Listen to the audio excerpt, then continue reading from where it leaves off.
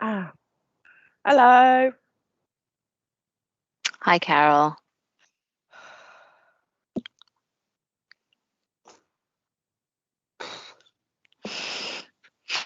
You okay?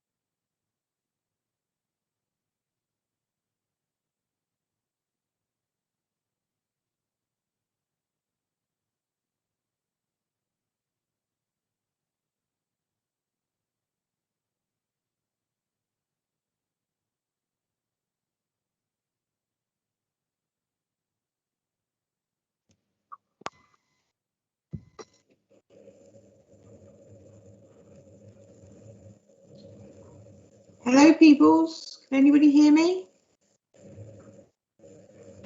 Yeah, That's clear, Yes, Hazel. yes, yeah. Okay. definitely. Is Mark Healy on the call yet? I don't think I can see his name. Can you hear me, Kat? Yes, Hazel? I can hear you, Christine. We have an engineer coming to fix our smart meter, third attempt after 13 months this afternoon. He's due here between 1 and 5. At some point, he'll have to turn the power off. I've got battery on my thing, and we've got a dongle that Adrian's trying to go and set it up so that if the internet drops out, it's just possible I may drop out at the crucial moment for presenting my paper. Can somebody let Mark know? I don't have sort of mobile to text him. If somebody could let Mark know that he just might have to present that in my absence. I'll try not for that to happen, but you know, with the best will in the world, it's that law, isn't it? Oh, he is online now. He may have heard you. Is he there? Mark, did you hear that? Hello. Hello, Mark. It's Hazel. Hello, Hazel. How are you?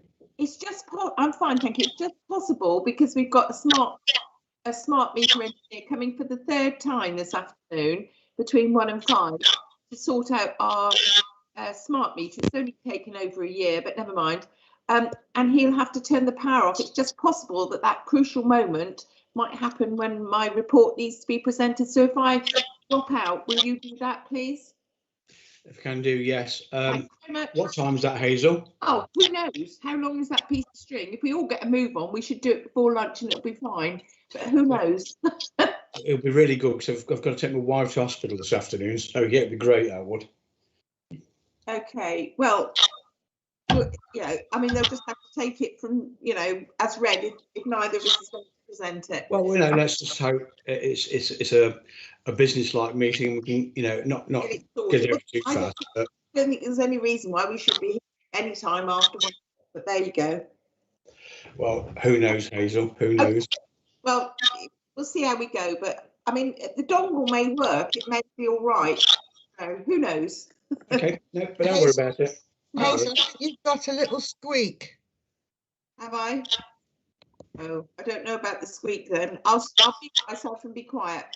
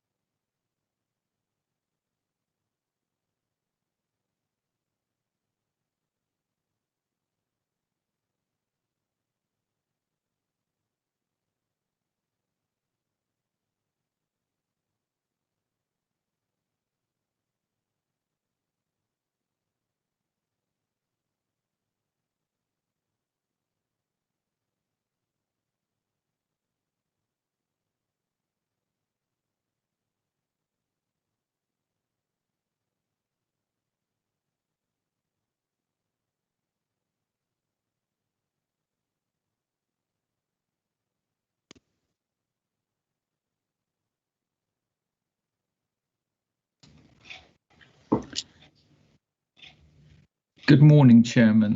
The time's just gone 10 o'clock, so I will start the recording for the meeting.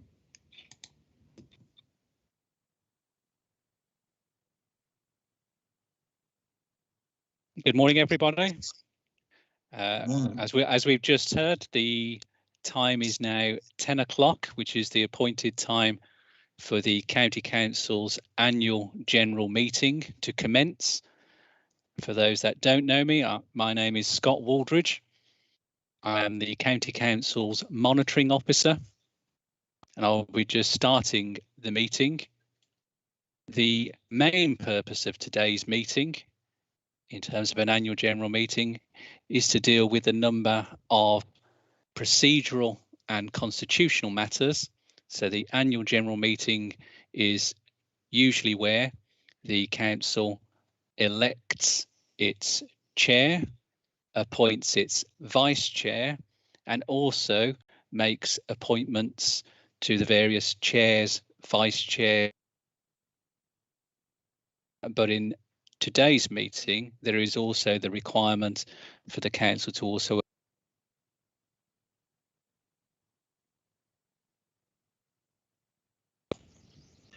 Scott, you're on mute. Because the previous appointment was time limited up until May 21, and clearly that's the reason for that agenda item on today's meeting. So if I start initially again, I know members will know the meeting procedures for a virtual meeting. You'll know that we've certainly been holding virtual meetings now for almost over a year at the County Council, along with many other councils in England. And that's been with the benefit of specific regulations by the Secretary of State. Again, in terms of particularly virtual meeting procedures, for those that are new to virtual meetings, it's useful again just to highlight that in terms of today's meeting, it is all the county councillors present that are the voting members where matters are presented for decision. We've already published, and hopefully many of you have already had the opportunity to access the agendas and papers on the County Council's website in advance. You will also know that we will have published on that website details of public questions or statements received in advance. And you will also be aware that these meetings, we make an audio recording in accordance with the Council's audio recording protocol. And again, that's published after the meeting. But today we are also, for the County Council meetings, making a live YouTube broadcast as well, so that people can also observe the proceedings. In terms of the virtual meetings itself, I can just ask that people, for those that are aware of Microsoft Teams, you know that it has a chat feature. Again, if I could just ask that people only use that for the purposes of the meeting, primarily to indicate that they wish to speak. So you'll appreciate that's mainly for the elected members of the council to use. Please, can you only speak when you're invited to by the chair of the meeting? When you are invited to speak, it would be helpful if you could just say your name before speaking. I'm conscious that some people may still be joining this meeting even by use of a phone to just listen to the audio, so they won't have the benefit of a visual experience where they can see names next to people's photos or picture. The other thing I would just ask, and again, it's just the limitations of technology, which is when you have spoken or when you're not speaking, please can you both turn off your microphone and your video camera, and that's primarily just to avoid disturbing the rest of the meeting and causing some audio interference for others. And finally, obviously, where you are invited to speak, then you will be invited to switch on your video and switch on your microphones in order to speak. That's particularly important to aid, and you will see that today's meeting again, that we have a British Sign Language interpreter who's able then also to provide that information for others to access and follow the meeting. So at that point, I will move to the first item of business on behalf of the council, and the first item of business is the election of the chair of the council. And I shall start by calling for nominations for the chair of council, please.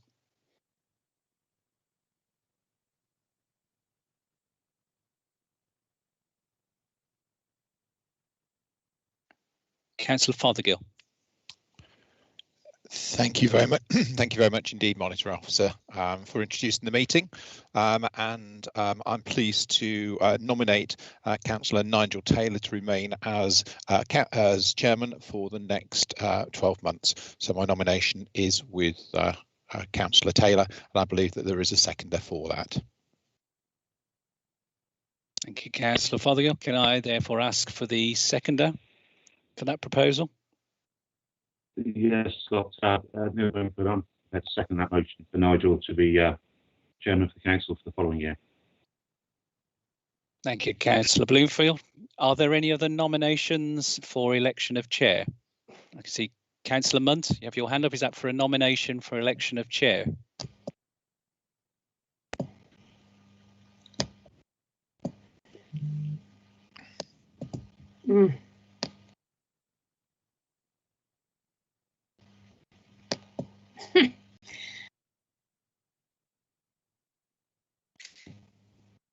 Sorry, Scott. Can you hear me?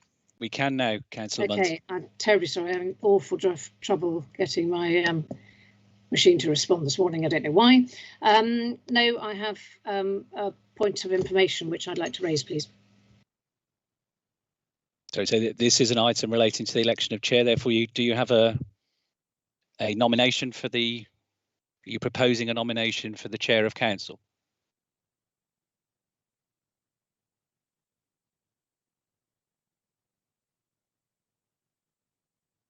I believe Councillor Munt has left the meeting.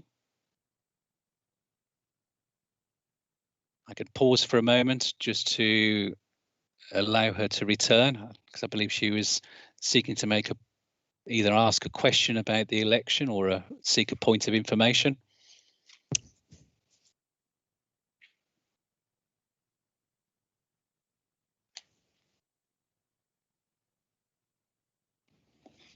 It doesn't appear as if she's still in the meeting, I'm afraid.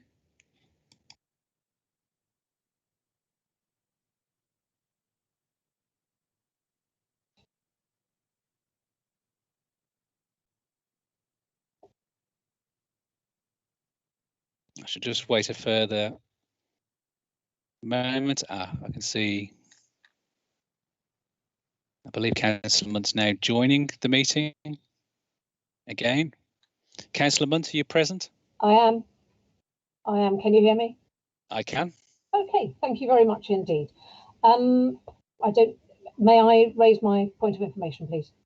It is pertinent to the election of chair. My point of information is I'd like to ask the monitoring officer, please, if he could give a short update on the matter of a complaint or complaints made about the chair of council's behaviour in the November meeting, please.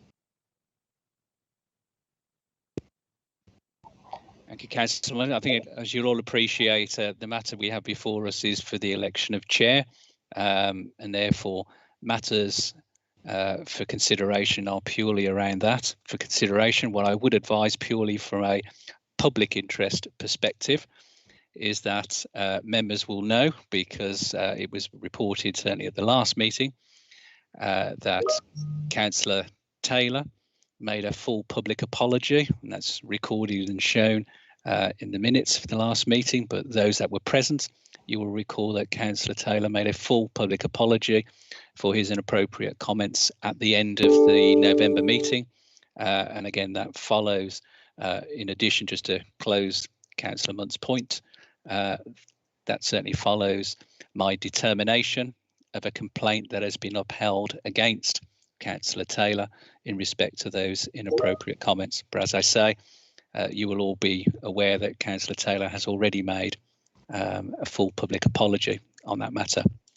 And at that point, I will close in terms of that specific inquiry and return us all back to the matter that is before us, which is the election of chair.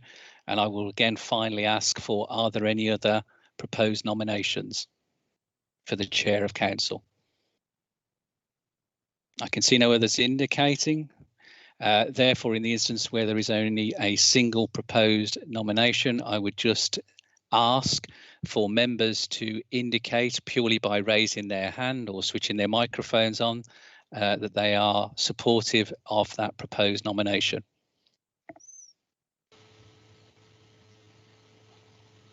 I can see from the certainly the number of hands that are going up an indication that therefore that is resolved by the council. Therefore, I will formally report that the council has resolved to elect Councillor Taylor as the chair of the county council to serve until the next annual general meeting in May 2022. And at this point, I would therefore invite Councillor Taylor to join the meeting and then to formally read out the acceptance of office for the chair of council. If you could just bear with us just while Councillor Taylor joins the meeting. If I could ask members to now lower their hands, please.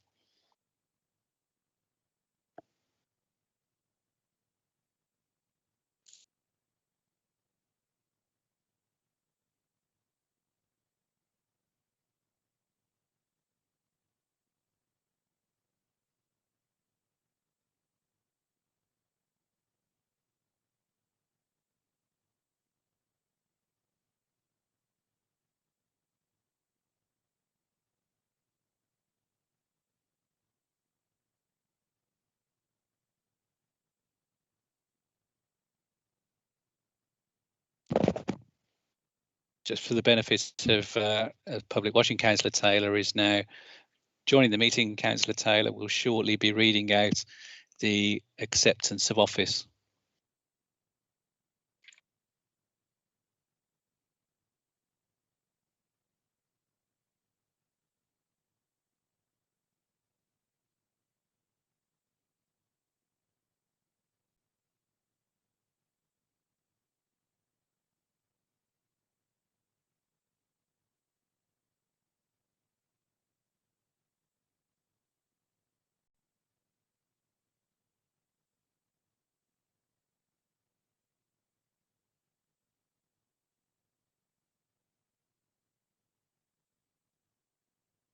Good morning. Can you hear me?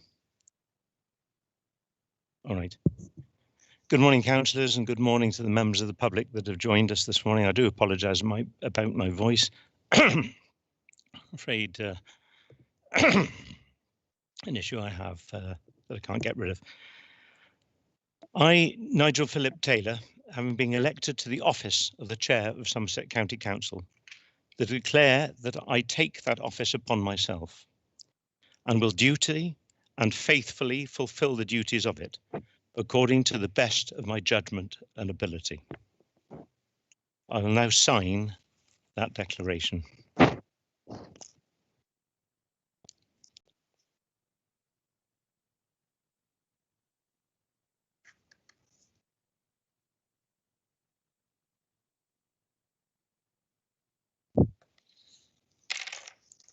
Right, I've signed the declaration and I will pass that to the monitoring officer.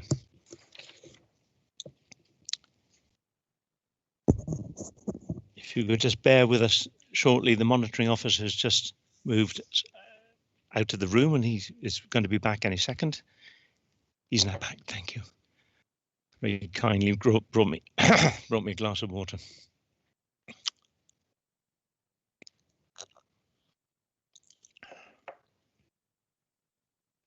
Okay, we'll move to the next item.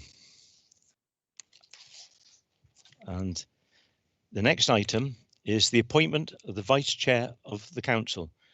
And I'm going to pass this to Scott to take this on in a minute, but I will invite nominations to appoint the Vice Chair of the Council to serve until the annual general meeting of the Council in May 2022. So can I invite nominations from the floor, please?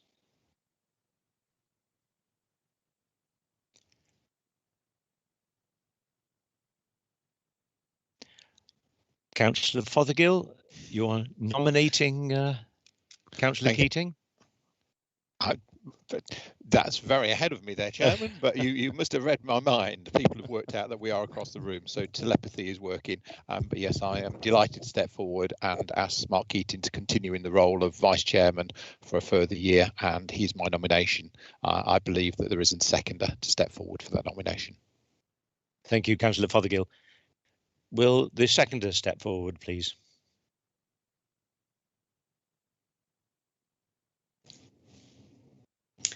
I believe it's Councillor Chilcott. You have the floor. Thank you, Chair, and congratulations. And just to say, I'm very happy to second that nomination. Thank you, Councillor, for your kind words, and thank you for the nomination. Are there any other nominations? I'm seeing no indications there are, in which case I'm going to put it to the vote. Will you please indicate, as in the form of vote, by raising your hand or appearing on the screen your intentions. Please vote now in favour of Councillor Keating. That's fine. I'm pleased to say that has been resolved. Now, socially distancing, I can ask Councillor Keating. I'm stepping out of the procedure slightly here. I'd like him to approach me 2 meters apart. I have a small presentation to give to him, and he must read his declaration before he does it. Sorry, Mark. You must read your declaration of interest.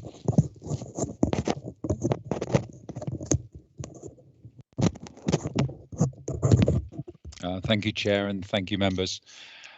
I, Mark Keating, having been elected to the office of Vice Chairman of Somerset County Council, declare that I take that office upon myself and will duly and faithfully fulfil the duties of it to the best of my judgment and ability. Thank you to Councillor Keating. If you could approach me then, we must keep 2 meters separate. Chair. And we will stand behind the camera so the public can see what's happening and councillors can see what's happening. It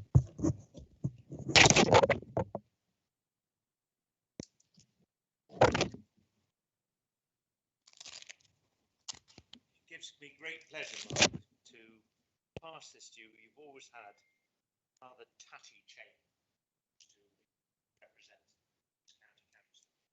Now, we can't see you. You can see me? Can people not see me? Mark, you've got to come back in here a bit, I think. One of us has got to come in here. Me. Right. Can you see us now? We should see us. One of us is going to look tall, one of us is going to look at the door. So I'm going to hand this to Councillor Keating. I normally would put it around his neck and then shake hands, but we obviously cannot do that. So with great pleasure, at long last, to hand you your Vice Chair's chain, which we will have to put the crest on the bottom in due course. Congratulations, and a figurative bump of becoming Vice Chair. And I know you're going to do an excellent job, and I'm looking forward to another year working with you. Thank you, Chair. It's been a difficult year for everybody, I feel. I'm very much looking forward to getting back into the role and doing what we are good at, supporting Somerset and helping Somerset and the good people of Somerset, businesses of Somerset, get back on their feet after this pandemic. It's been one heck of a journey, and I just hope that there's a lot of good things and opportunities ahead that the people of Somerset can seize upon. Thank you very much. Thank you for your support and your friendship, Chair. Thank you, my friend. You have a number of people. People want to say something? Okay, we'll go back and.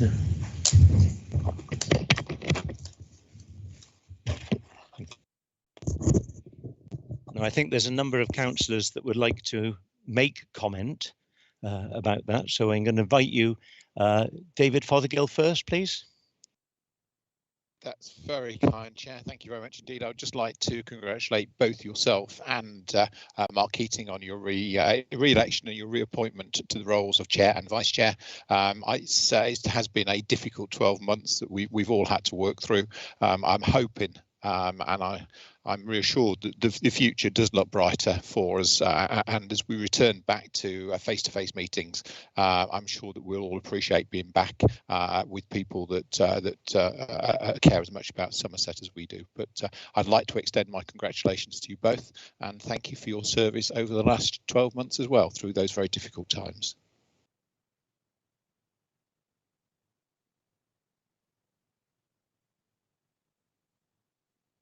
Thank you, Leader. That's very kind of you. Councillor Mike Pullin.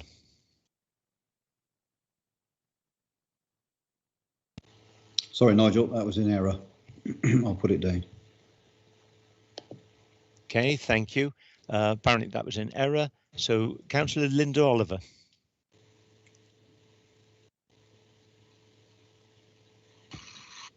Apologies, mine's in error. Sorry. Well, that's the second councillor in error. So, thank you. Is there anybody else that wishes to make any comment? I don't see any hands going up. Okay. Well, thank you all for that. I'm going to now move to item 3 on our agenda. That is the apologies for absence. And I'm going to go to the monitoring officer for that, please.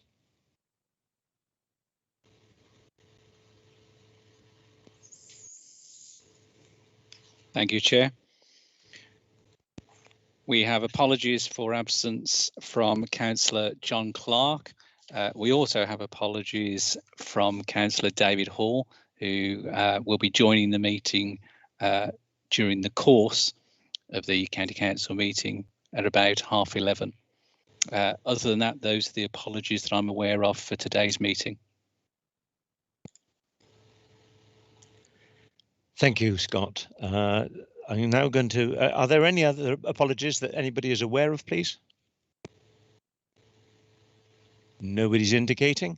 Okay, so I'm going to move to item 4. That's the declarations of interest.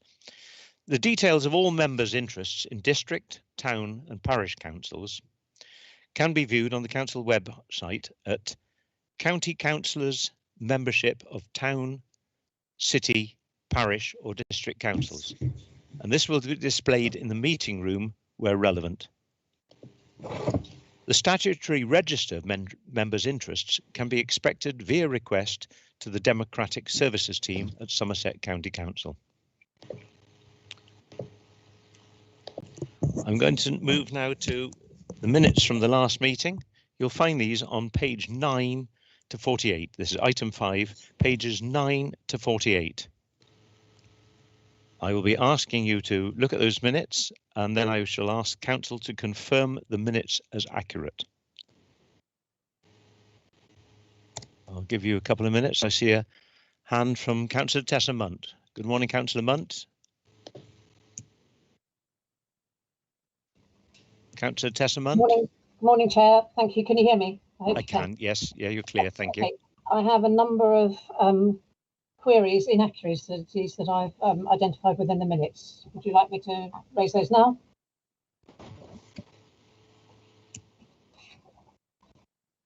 Chair, I have a number of inaccuracies that I've raised that I'd like to raise about the minutes. Would you like me to raise those now? Sorry, you're muted. Beg your pardon, Councillor. Keep on putting it on mute. Yes, please, go ahead. Okay, fine. So if I can first take you to, I'm working from the minutes from the website. So I'm referring to page 11 of the 280 pages that we have in front of us. It's item 228, which is the Chair's announcements, and it's headed Agenda Item 5.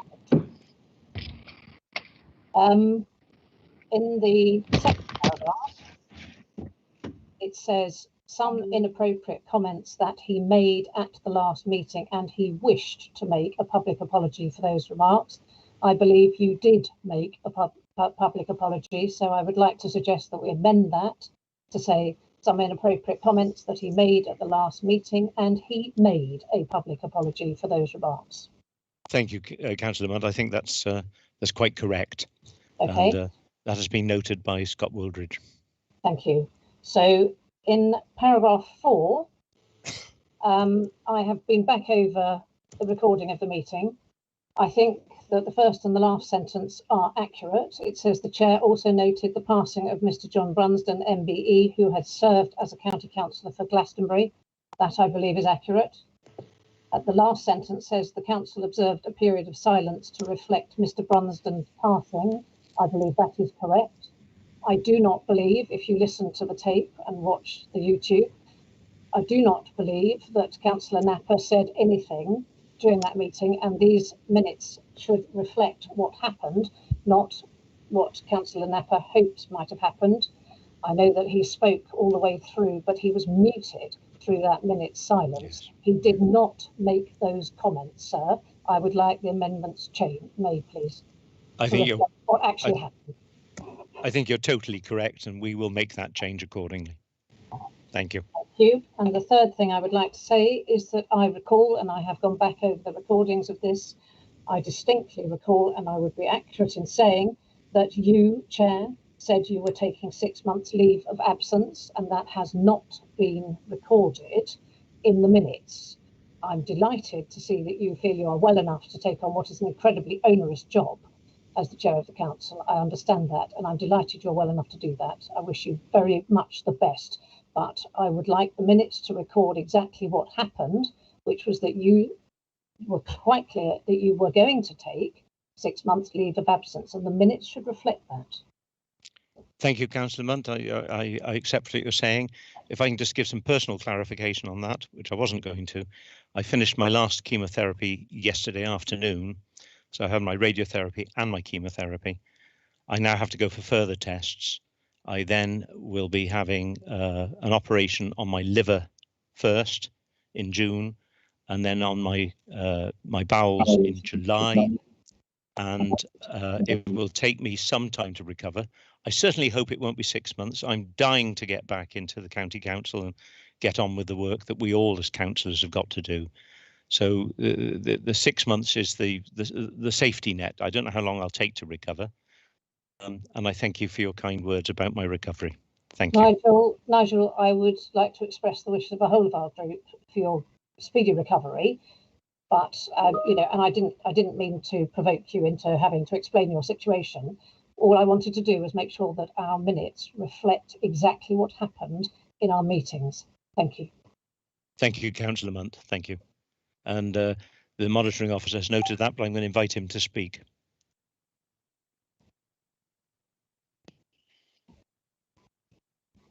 Thank you, Chair. And again, I acknowledge you obviously chose to make a personal statement, which clearly you're able to.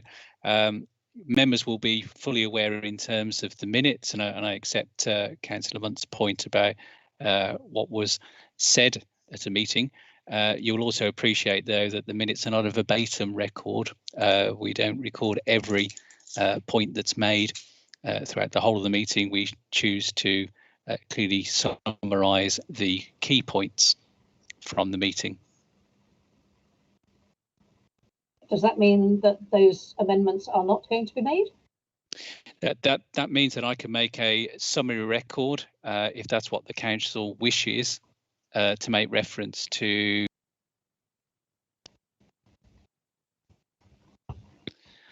the chair of council indicated that he would be considering requesting a 6-month leave of absence if that's what the council would like added as part of the accuracy of the minutes. Scott, I'm sorry to pick up on this, but actually the statement was made, and I accept that the circumstances have changed, and I'm delighted that Nigel is well enough to take on the job of being chair of council. However, the statement was made as a matter of fact, and it is on the record, that Nigel said he would be taking 6 months leave of absence. Clearly, the statement he's made this morning will supersede that and will correct the record. And I'm delighted, as I said, that that's the situation. But I think our minutes should reflect what actually happens in our meetings. It shouldn't be subject to any interpretation. Thank you.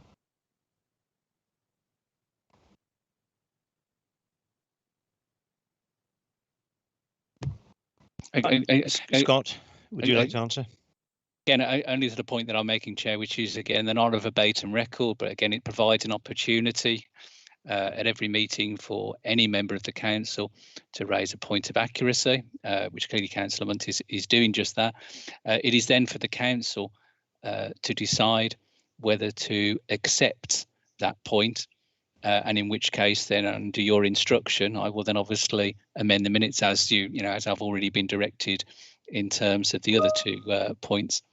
So at this point, I'm just pausing in the sense of seeking clarity from the council around that point of accuracy, whether the council is supportive of that.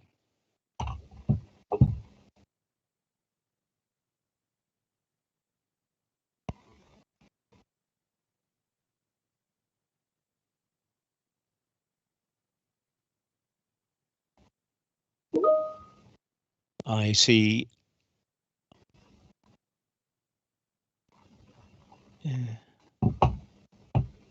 Who's calling for named vote?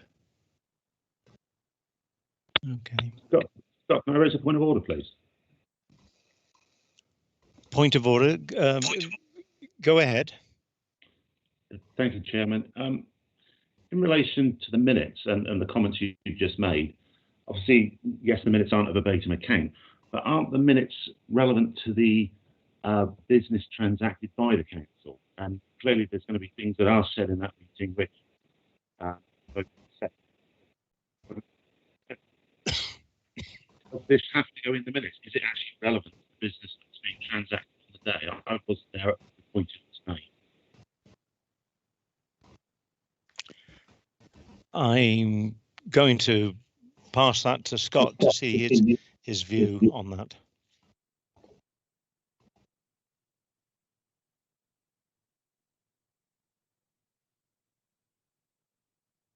I think, well, again, Councillor Bloomfield's raising again the very point that I'm suggesting, which is I'm just looking for the council to indicate whether it is supportive of that specific point being added, because we do generally summarise what are known as the salient or key points that are transacted at a meeting, rather than clearly every statement or point. Clearly, Councillor Munt feels that this is a salient point and therefore should be in the accuracy of the minutes. I'm just pausing as I have to as monitoring officer just to check that the council accept that point, and in which case I will obviously then amend the minutes accordingly.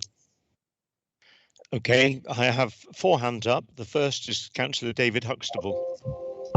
Councillor Huxtable. Chairman, good morning and thank you and congratulations from me.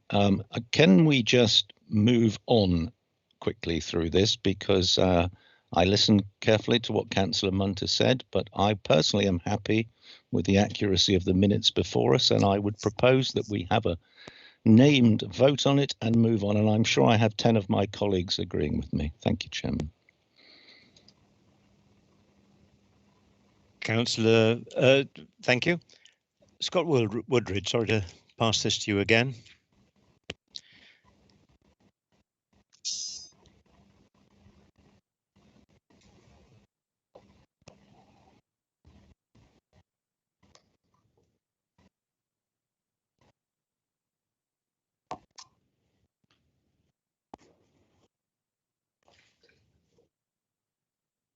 Apologies, members, I'm experiencing certainly some delay on my IT.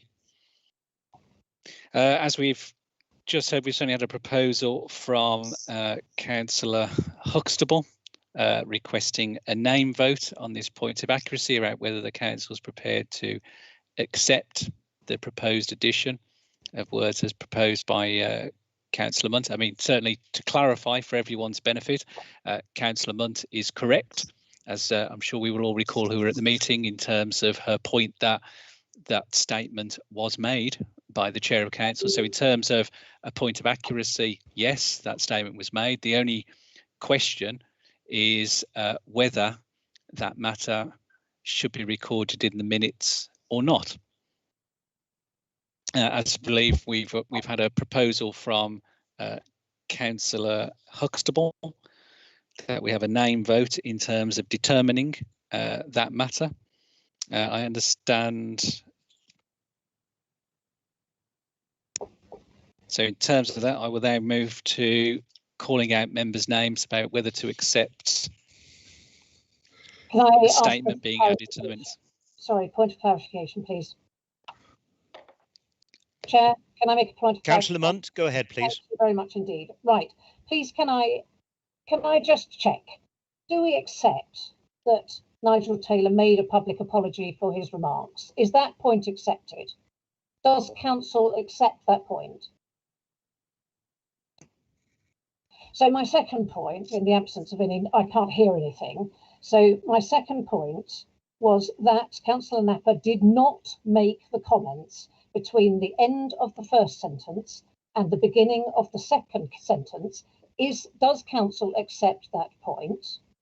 And if it is a matter of such distress to the whole council, I am not going to, I don't think we need to vote on the matter of, on the third point. If it is so important to people, we don't need to vote on the third point. I know that I heard Nigel Taylor say what he said. I believe that you will all find it on the recording. I find it extraordinary that we have not got that recorded because it contextualises everything that is said. But if we are going to accept my first and my second amendments to those minutes, then let's roll with it. I don't want to spend, it's 10:36 and we're discussing the flipping minutes.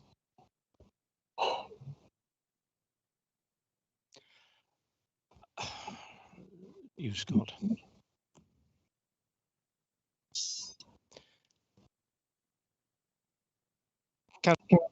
You wish to speak? I do indeed. Thanks very much. We do seem to be chasing a bit of a rabbit down a hole here. So I would concur with Councillor Munt on the first 2 points that she's making in terms of the apology and in terms of Councillor Napper's comments. And I would suggest that the minutes are adjusted to reflect that. I think that Councillor Munt is not calling now for any adjustment on the third point, and I think we can move on fairly quickly. So very happy to approve the first two adjustments from my group's perspective, but we note the third point that Councillor Munt is making. I think we should just now move on and get on with the substantive business of the meeting. Forgive me, but procedurally, are we able, since Councillor Huxtable has called for vote, are we able to not have a vote? I think if Councillor Huxtable withdraws, then there isn't an issue. Councillor Huxtable? Chairman, as ever, I try and be helpful. We've lost you, Councillor Huxtable. I didn't actually see 10 people stand up. That's Councillor Dance. We haven't got to that situation. That we are trying to debate round it whether we actually call it yet. So it's not been called. So you don't need your 10 people just yet. Chairman, as ever, sorry, I leant on my shut button, so I've locked myself out, but I'm back again. Chairman, if it helps, I'm happy to withdraw my named vote and let us move on. Thank you. Okay. All right. Thank you all for your magnanimous attention to that detail. Thank you. Excuse me. Right. Well, we are going to move on. If there's no more questions from the minutes, I should just give you that opportunity. I don't see any hands going up. Anything else to do with those minutes? So can I ask you to confirm the minutes are accurate? Can I have a proposer, please? Anna Groskop, I see your hand up. I propose we accept the adjustments to the minutes to reflect the original meeting. Thank you. Thank you, Councillor Groskop. Councillor Anne Bown, I see your hand up. You're all accepting. I second it, Chairman. Thank you. Thank you very much. Mike Caswell, I take it out again that you're accepting. Everybody's coming up accepting. Absolutely, Chairman. Thank you. Just give it a few more minutes to stroll down through the members' lists.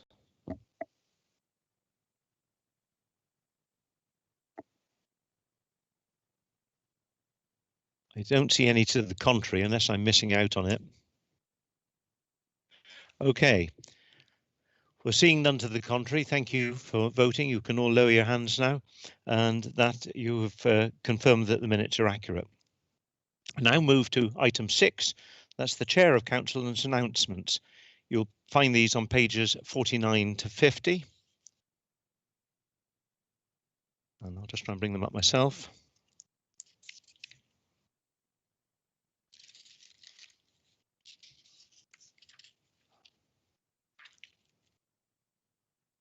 I'm afraid because of COVID, they are quite restricted. And you'll see in February on the 19th, I attended an online meeting for the Somerset Day Board, where we're working to ensure that there are celebrations in Somerset on the 11th of May. We're seeking that everybody can either get hold of a flag and show your patriotism to Somerset. It's a lovely council and a lovely area, and we're hoping to increase the visitors to Somerset and the trade and industry for Somerset. We want to try and help everybody get back on their feet, and it's an essential task that we do so. So I was happy to attend that, and Councillor Christine Lawrence is very, very good at doing that. So I'm going to move to something that I said first of all, which is quite dear to all our hearts, and that I'm going to ask the meeting to observe a period of silence of 1 minute following the death of His Royal Highness, the Duke of Edinburgh. So I'm going to start it now and ask if you would please, if you feel inclined to do so, to join in for a minute silence for His Royal Highness.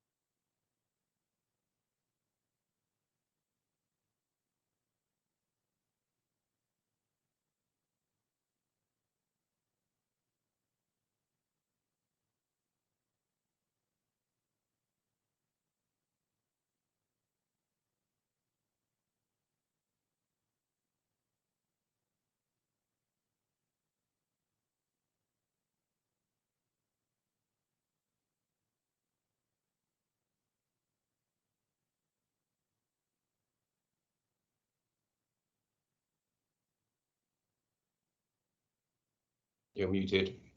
You're muted, Nigel.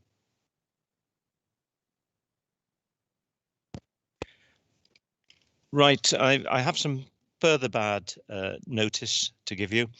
Ex-County Councillor John Farley sadly passed away in November 2020.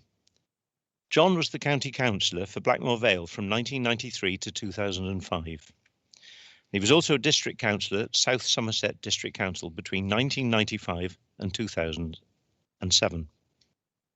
Whilst a County Councillor, John served as Vice Chair on both the Education Committee and the Waste Disposal Committee, and as Chair of the Libraries, Museums and Records Committee, before spending his last 2 years on Somerset County Council as Chair of the Regulation Committee. He also served on Millbourne Port Parish Council for 28 years. And I'm sure that you all wish to join me in sending our condolences to his family. And I think this is another sad moment. Thank you. Councillor Hazel Pryor-Sankey, please.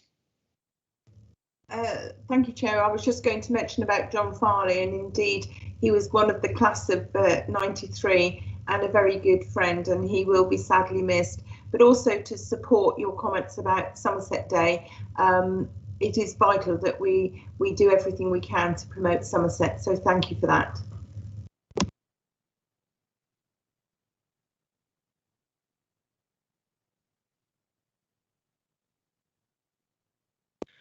I do apologise. I keep missing that I'm on mute. I'm not 100% here at the moment, I think. Councillor Tessa Munt, you've got your hand up, Councillor. Forgive me, it was to raise the matter of John Farley. Thank you. Thank you, Councillor Munt. Okay, is anybody else wishes to speak on Councillor John Farley's? No. Well, thank you all for that, and thank you for your reverence. I now will ask the meeting to note that the Chair's information sheet number 11 is published with the agenda pack. I now move to item 7, which is a very important item, and that is the appointment of the Leader of the Council. Since the current appointment expires during May 2021, the Chair of Council will invite nominations for the appointment of the Leader of Council to serve until the post-election annual general meeting.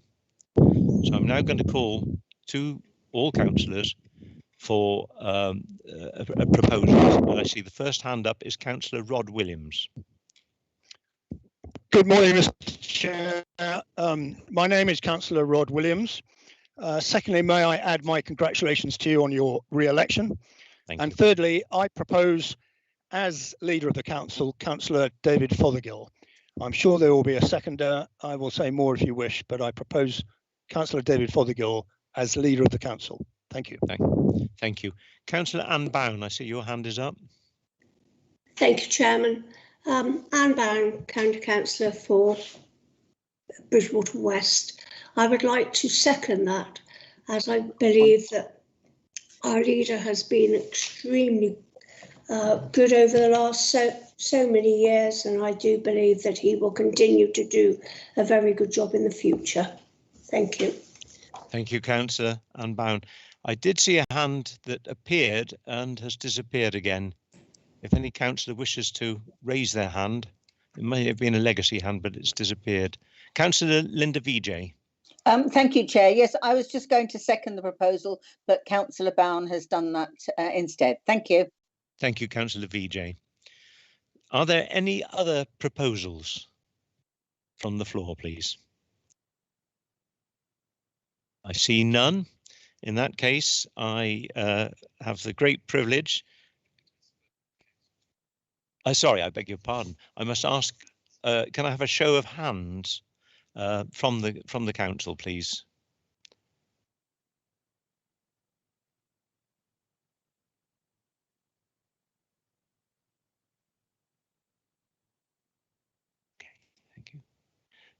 I see now that there is a clear majority there. Thank you. You can all put your hands down. Therefore, the council resolves to appoint Councillor David Fothergill as leader of Somerset County Council. Councillor Fothergill. Thank you very much indeed, Chairman. Indeed, thank you very much to Rod Williams and also Anne Bown, of course, for Linda Vijay for their kind nominations and seconding, and for those very nice words. And it is a privilege to serve as leader of this county council. There are times I look back and think that it's a challenge which is fairly relentless, but I have to say the rewards of making a difference for people are such, and I'm one of the privileged few that's been able to look back and say that we have done an awful lot over the last 12 months, and we intend to do a lot over the next 12 months as well. So I've just got a few words that I would like to say, and I think one of the problems that we have is that we are currently in a pre-election period, and therefore I am unable to make any significant announcements in terms of the future. But I hope to be able to do that in the next couple of weeks as we come through the election period. But I would like to just look back and reflect on the last 12 months. And, you know, it's only 3 months ago I started my speech by thanking all our amazing staff for their efforts throughout the pandemic. That was in February. It was still pretty grim scenario if we remember back to then. The cases and sadly the deaths were significant in terms of numbers. We were at the height of lockdown. The vaccination programme and rightly focused on the elderly, and throughout Somerset we were leading the way in numbers receiving the jabs, but there was an awfully long way to go. Now let's move on just 12 weeks and how things have changed. And I'm absolutely delighted, really relieved, more than delighted, I suppose, to see that cases and deaths from this awful disease have slowed and almost stopped in Somerset. I think we can all say thank goodness for that. We look forward to the easing of lockdown in a fortnight or so, and the vaccination programme has seen around 3/4 of the Somerset population inoculated. That is a tremendous achievement. I can't thank our staff enough. I am really proud to lead this council and our workforce, and I know I speak for all councillors and all party leaders when I once again thank our staff for their absolutely tremendous efforts. They really have gone the distance for Somerset. I also want to thank those not in our staff, but those who have gone the extra mile over the past few months, and that is our superb volunteers, truly, truly inspiring across Somerset. I'm sure we have the very best voluntary sector in the country, and it is stood up to be counted across this crisis. Amazing. And later this week and next week, I look forward to recognising some of those volunteers through the Somerset Medal, which we announced at the last full council. We've had tremendous response, and we will be making some announcements on those, of course, for Somerset Day, which is May the 11th next week. And our major partners, they too have been brilliant in the way that they have come forward to support both our council and our local NHS throughout the months. I would particularly like to thank our district councils and our district leaders. And I have to say that together we have all done it, and we couldn't have done it without one another. So thank you. As things stand, we're getting closer back to normal. As I sit here in County Hall, it almost feels like normal, but there's very few of us here. Our frontline services continue, and our support services have been reinforced by the return of all those who were redeployed. It'll be an interesting year ahead as we find out what we've learnt and what we can change, and how we can make the most of the new ways of working. My annual report effectively reviews the past year. I draw Council's attention to the 4 areas I've highlighted in the report. First, our public health team, brilliantly led by the Professor Trudy Grant. Yes, I did say that, and I think there's an announcement coming very soon. So hopefully I haven't jumped the gun on that one, Trudy, but congratulations to you. So brilliantly led by our Professor Trudy Grant, helping deal with 1,700 COVID outbreaks across the county. And as the report states, no doubt at all, they have contributed hugely to save the lives of Somerset residents. Second, our work helping vulnerable people. Our director, Alan Jones, for working with partners, including the voluntary sector, to deliver an amazing 500,000 items of food, meals and medicines to people in our communities who needed help. That is an astonishing figure. 500,000 items of food, meals and medicines delivered. Third, the welcome financial support from the government. It's easy to criticise the government, but I would like to reach out and say a very big thank you for the financial support that they have given this county and this county council that has enabled us to provide vital help to our care sector, such an important area. And I pay tribute to all our care providers for their unstinting devotion to the vulnerable people they've looked after. I ask that our director, Mel Locke, passes on those sincere thanks to our care sector. And finally, the way this council has helped keep our key workers and key services safe through the astonishing supply of PPE that was secured from day one. We all remember those early days talking about PPE supplies, where they would come from. Well, this county just got on with it, and this county council made sure that we did not face the shortages that were so keenly observed elsewhere in the country. And that meant our care system, our partners and our schools could continue in relatively safety. And I again want to pay tribute to our teachers and our head teachers, our nursery staff and our early years staff for their absolutely outstanding service to Somerset over the past year. And I ask again our director, Julian Worcester, to pass on our thanks to all of them too. But I also want to take this opportunity to remind everyone we are not out of the woods. We must continue to obey the restrictions on normal living. We must continue with hands, face, space, ventilation. We must look after each other. It is still a time of personal responsibility. And of course, that goes for our council. we have not stopped. Our contact centres have made tens of thousands of calls to people, check on people's welfare, and now switched its focus to help people to book those vital vaccination appointments. We still run contact track and trace operations. We still deal with outbreaks, and we still manage the consequences. We are still picking up on the backlog of service requests and have a huge amount of work ahead of us. But we also have staff who are skilled, dedicated and proud to care. I know all council members will join me in acknowledging our brilliant staff. They have been truly, truly fantastic. This May Council is traditionally the meeting that sets up a new administration and outlines its priority for the year ahead. Clearly, we are in unusual times and the election was deferred. However, it's still important that our council, our staff, our partners and our residents know what to expect in some key areas for the years ahead.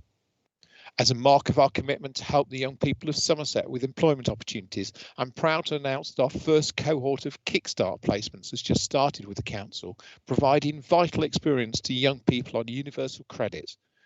We've got nearly 50 placements available across our organisation, and this is on top of our superb apprenticeship programme.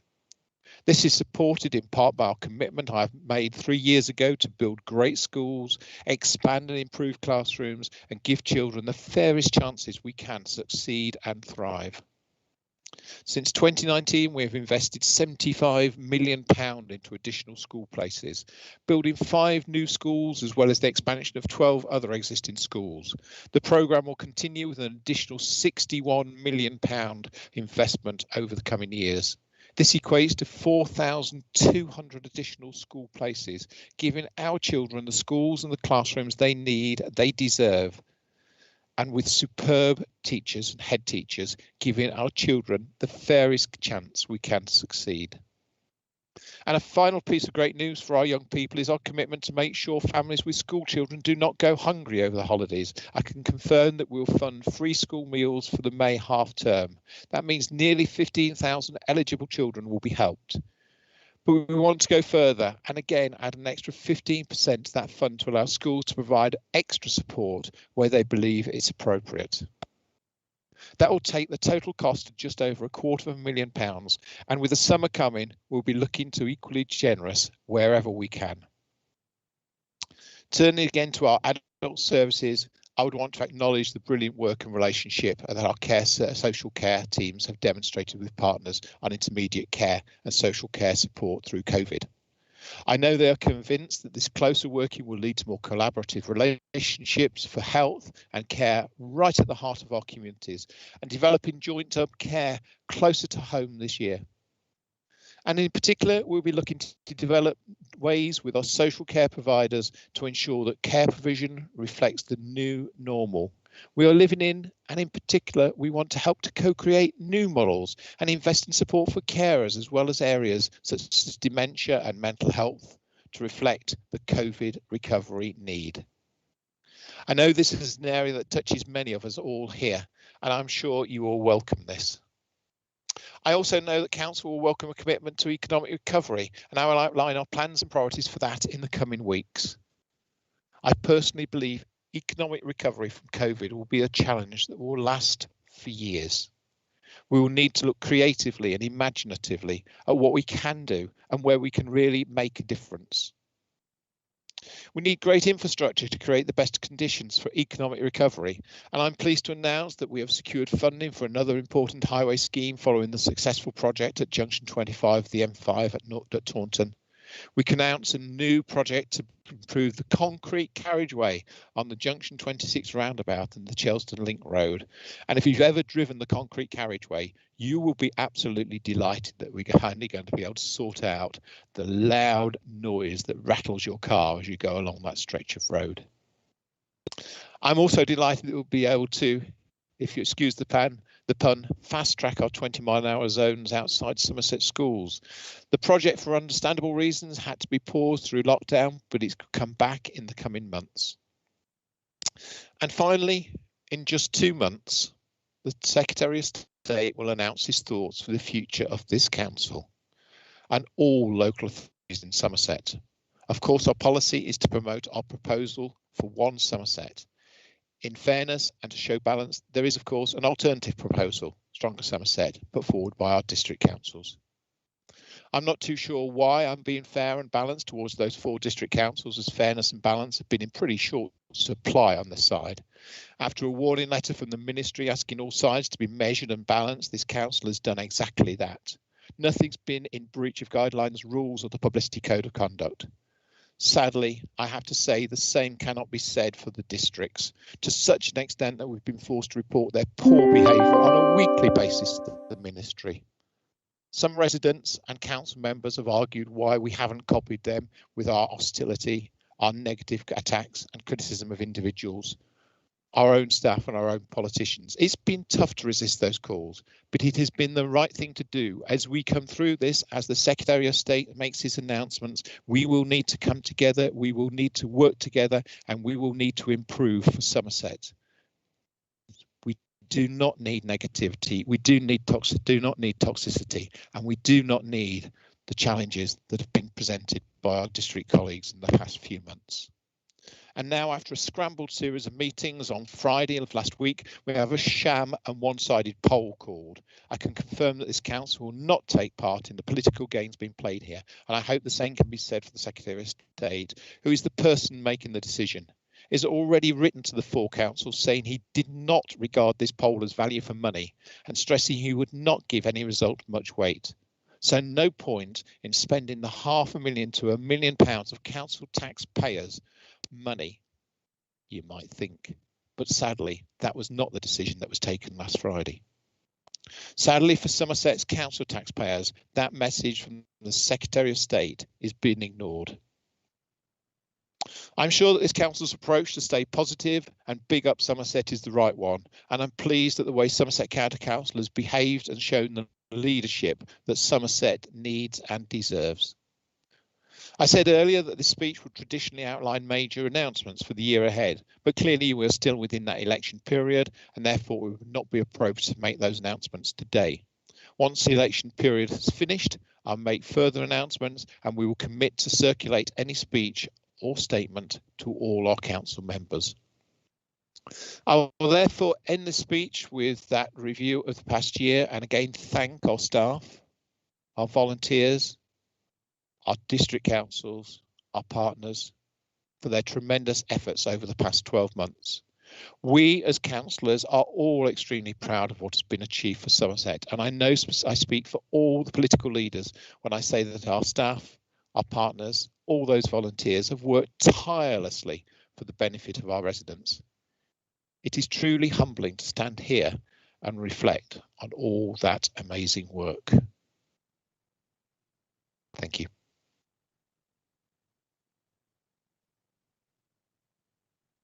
Thank you, Councillor Fothergill, on behalf of the Council for an enlightening report. There was a fair amount there to consider. I'm very grateful for your deliverance of that report. And I'm not sure whether we put this to questions. We don't. No, apparently we do not give this out to questions. So again, Councillor Fothergill, thank you very much indeed.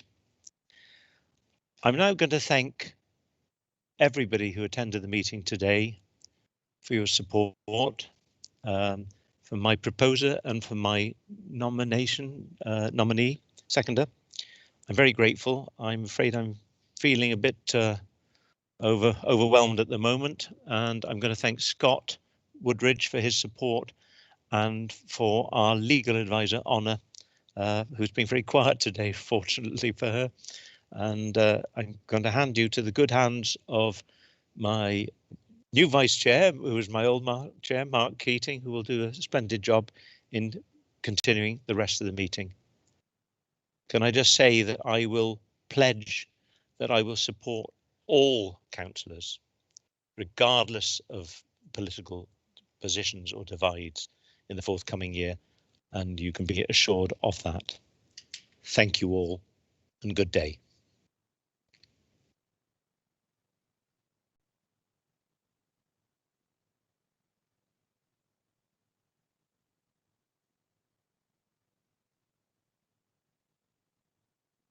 just trying to get off mute, Chair. Sorry about that, councillors. Just trying to get off mute there, wrestling with the technology. Thank you, Chair, and thank you for your trust in me to carry on with the proceedings today. Next on our agenda is item 9. It's public questions. I would like to ask Joey Barrington to speak to his question. What we will have is a 15-second delay before Joey speaks to us. But in a message to all speakers, I would ask speakers to speak to their question, not read their question verbatim. All elected members and public have notification and details of the specifics of the question that's been asked. So your time, I feel, and is much better bringing out those salient points and emphasising those particular pieces of what you're trying to communicate to councillors. So if we could hear first of all from Joey Barrington with regard to the Glastonbury tour question. Thank you. Hi, can you hear me okay on the audio? I can hear you, Joey. Yeah, that's great. Sorry, I haven't got my camera on, but it's yeah. So hello, everyone. Yeah, so I've obviously sent through a very detailed question. I mean, at the end of the day, it's trying to find out what will actually happen in terms of a timescale of events that's going to happen with the situation on Stone Down Lane, which I've detailed massively in my written email that everyone has a copy of. Obviously, massive amounts of rules and regulations have been broken and continue to be broken. With the recent Beltane festival, there was 84 vehicles parked up on the weekend with massive partying and COVID breaches. So that's just another recent example of everything that's going on. I just wanted to obviously ask the councillors and the council. I've spoken at 4 different county councils, Glastonbury, and now it's obviously focusing on the county. Of what the plan is to sort this situation out with a lot of common sense and also working with Mendip District Council, who apparently are within 4 days evicting some travellers that are parked in St John's car park in Glastonbury. It's getting to the point really where, you know, as taxpayers, council taxpayers, adhering to the rules and regulations of society. I'm also speaking on behalf of the farmers in this area that are affected by it, and also the residents. So I'm representing a good amount of people that are being hugely affected by the situation on Glastonbury tour, which is obviously connected to the situation around Glastonbury as well. So obviously my question to the councillors is in terms of what will be the time frame, what is the plan to sort out the situation with people living on the roadside, breaking every single rule in the book in terms of that, and what will be the organised situation in terms of removing them and then managing to secure Stone Down Lane and preventing them from coming back and living and all the rest of it when it comes to summer solstice and other gatherings and just general living up there. That's basically the long and short of it. As I said, it's all documented down in my email that I've sent to you. The main culprits that are living up here that are inciting a lot of things are living in £60,000 caravans that they certainly have not got a shortage of where they could go in terms of a caravan site that they could pay for.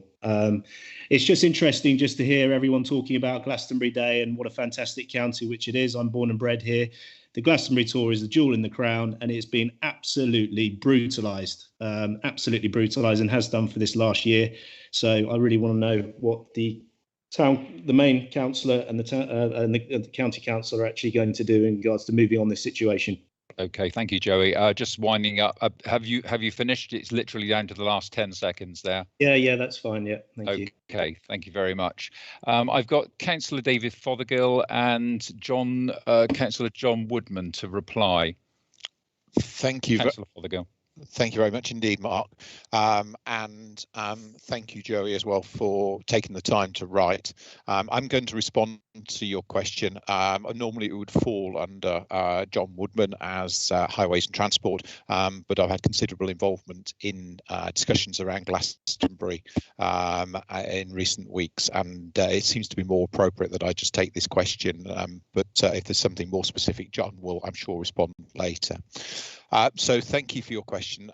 We do appreciate you bringing these issues to our attention, and rest assured we are acutely aware of the problems that are currently being faced by the residents of Glastonbury, and in particular the residents of Stonedown Lane who are facing particular issues and the stress that this situation is causing to them.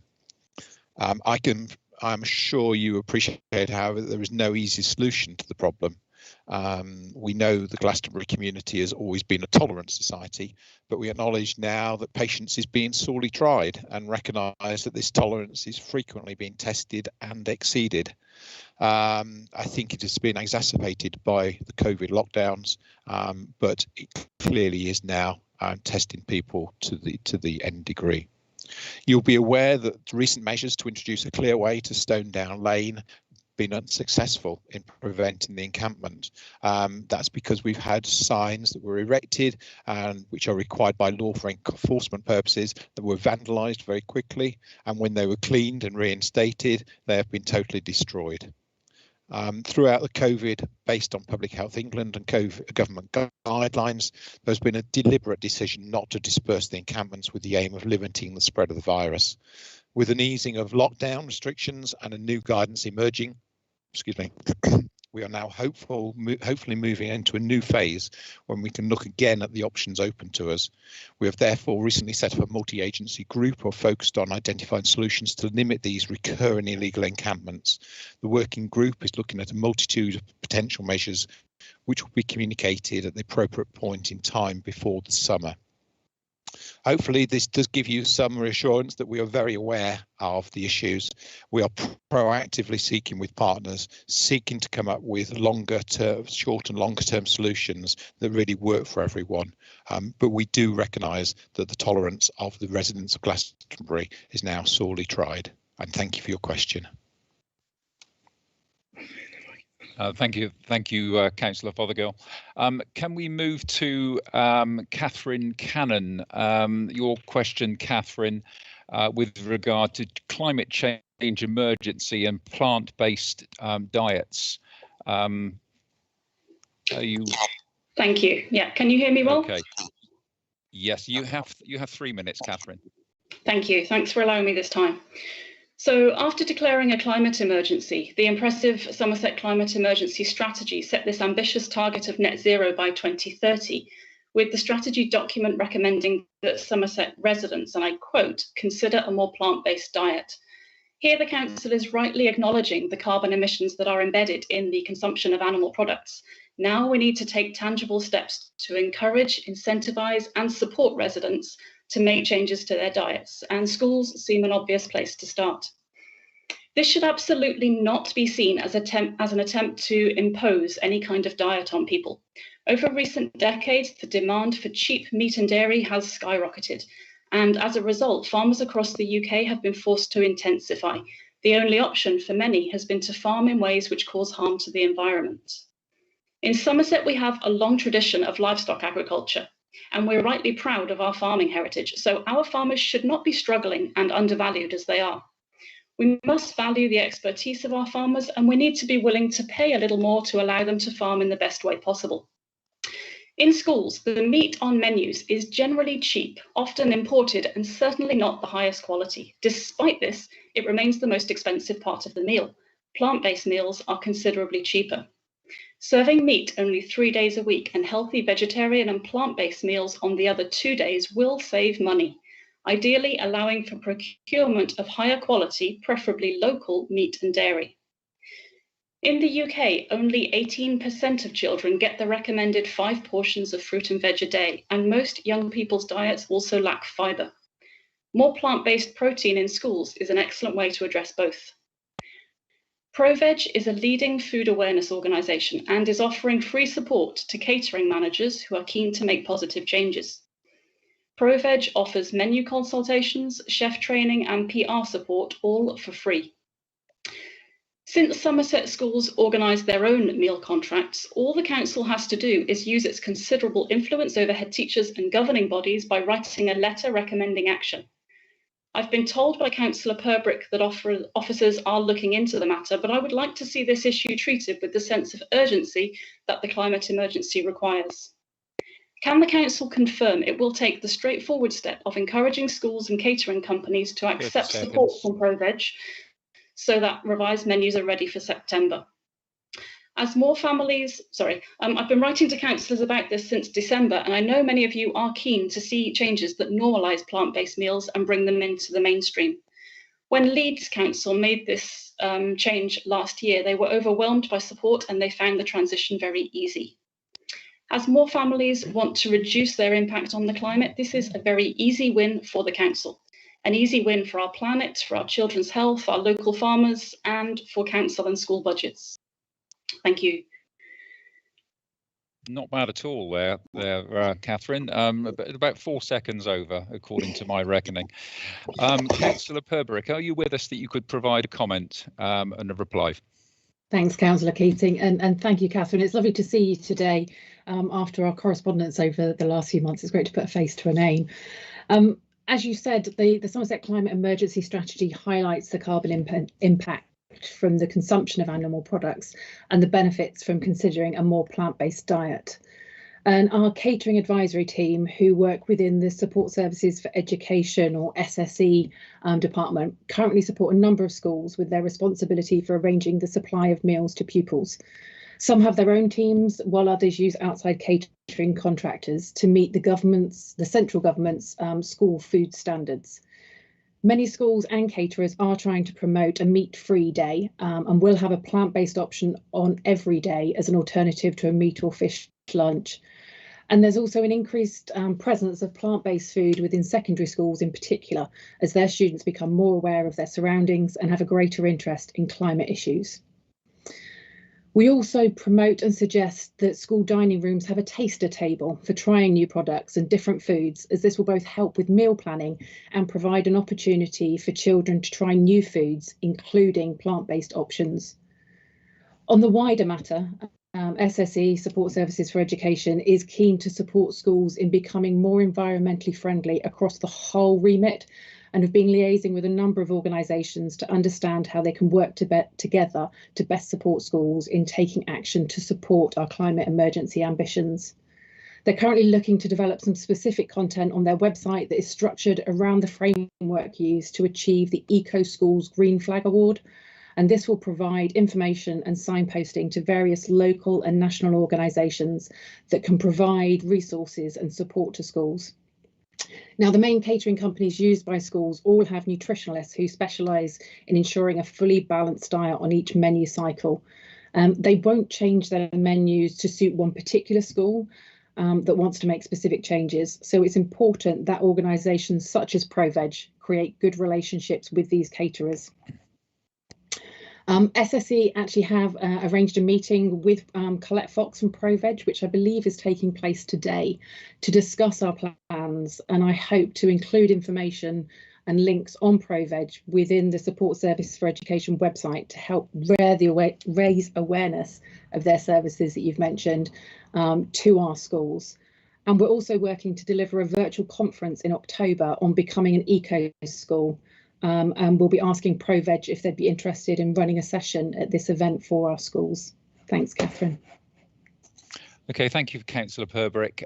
Yeah, very interesting response, and I do like the idea of the tasting table. I mean, we see these products in the supermarkets, and that's something that I've always thought myself that I would like to have a taste of some of these things. If we can progress then to Chris Wadilove. Chris has got a question regarding cycling in Taunton, in the Taunton area. So if you'd like to speak to your question, Chris, that would be very helpful. Thank you. You have 3 minutes. Thank you very much, and good morning, everybody. In August last year, Taunton Area Cycling Campaign submitted to council a cycling and walking manifesto, which represented the views of active travel groups in the county. This document urged the council to reverse its prioritisation of transport expenditure away from motor vehicles and towards a focus on the cycling and walking infrastructure. A freedom of information disclosure showed that this expenditure was skewed 13-1 in favour of the motor car. Question 1.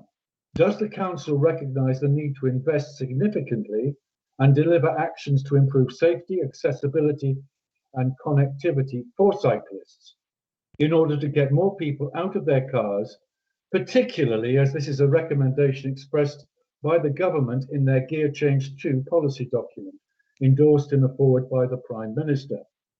Question 2. Cycling has experienced a boom during the COVID lockdown, as the reduction in cars on the road and the imperative to stay local encouraged more people to cycle, both for pleasure and for transport. There is now a real opportunity to effect long-term behaviour change for the benefit of all. Does the council recognise how expenditure on cycling would complement its climate change and its health and well-being agendas? And finally, question 3, Taunton area cycling campaigns research has shown that one of its most popular and beneficial infrastructure proposals is a Wellington to Taunton cycle trail, a route used on average for 1,600 dangerous cycle journeys per day. A first dedicated off-road trail would be a very significant move and show serious intent to support cycling. So will the council work with Somerset West and Taunton District Council, Taunton Area Cycling Campaign, Citizens UK Somerset and Sustrans to achieve this project, aiming to start work before the end of 2022? Thank you very much. Thank you, Chris. That's nicely under time. Now I'm looking for John Woodman. I think that's him, the chap with the beard there. Very handsome beard. John, if you'd like to reply and help us with a response, please. Thank you very much, Vice Chairman, and thank you, Chris, for your question. As we have previously stated, the FOI to which you refer relates to circumstances in a specific year, and indeed significant spend on walking and cycling measures, which form part of our major schemes programme, and that was not available to be included in the figures that you say. We have clearly stated that our spend is largely dictated by grants given to us by government for specific purposes, and much of that funding is for maintenance of nearly 7,000 kilometres of road network. Now that investment benefits all road users, not just drivers. Your first two questions, if I could take those together. Yes, we do recognise the need for investment in walking and cycling, which is why we have successfully bid for government active travel grants this year and have allocated £1.5 million of our own funds in our capital programme specifically to increase our active travel programme. We are expecting the DFT capital funds to be also be available this year as well in due course, and we will also be bidding for those.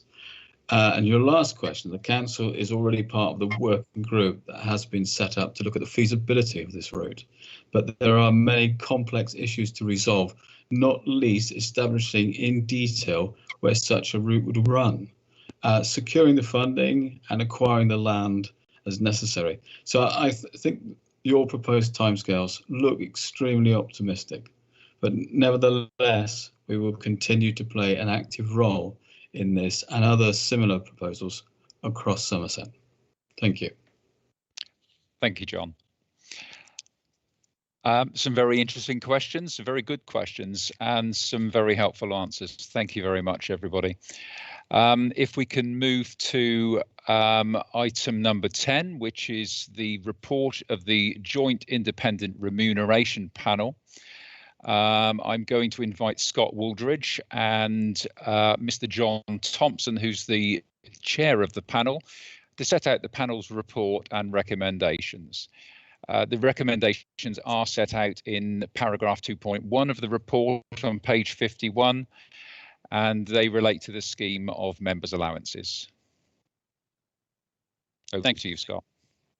Thank you, Chair. And as the Chair has just referred everybody, the detailed report and supporting paper from the Joint Independent Remuneration Panel is set out in the agenda pack from page 51 onwards. Members will be aware that generally on an annual basis, ahead of the Council agreeing its scheme of member allowances for the ensuing financial year, that it is required to consider any recommendations from the Joint Independent Remuneration Panel. Members will be aware that this was a matter that was previously presented to the Council in February, but the Council agreed to defer this matter whilst it was still awaiting certainty as to whether the county elections would still proceed in May of this year. You will know, obviously, that those elections have been deferred until May 22, and therefore this item is now being presented to today's meeting so that the Council can consider and determine its scheme of member allowances for 2021-22. I won't go through the details of the panel report itself because we obviously have the chair of that panel, John Thompson, present, and at this point I shall obviously pause to allow John just to present the key points from the panel's recommendations. Thank you. Thank you. Thank you for inviting me to present the panel's latest report on allowances at the County Council before you today. My name is John Thompson, and the Council may agree with the panel's recommendations or not, but if the recommendations do not find favour, the Council must publish its reasons. We last carried out a fundamental review of allowances at Somerset in 2017, and as they last for 4 years at a maximum, a review was due again now. However, due to the possible reorganisation of local government in Somerset, the leader of the Council asked that we restrict our thoughts to a single year's timescale, what the panel calls a light touch review. There are two themes that we consider as part of our review. The first is that current members are adequately compensated for the time and effort spent on the work of the Council. The second is that allowances are set at a level which is sufficient to ensure that people are not put off from standing for election to the Council, whilst at the same time the level of allowances is not so high that the public would be concerned. The two themes are, of course, interlinked.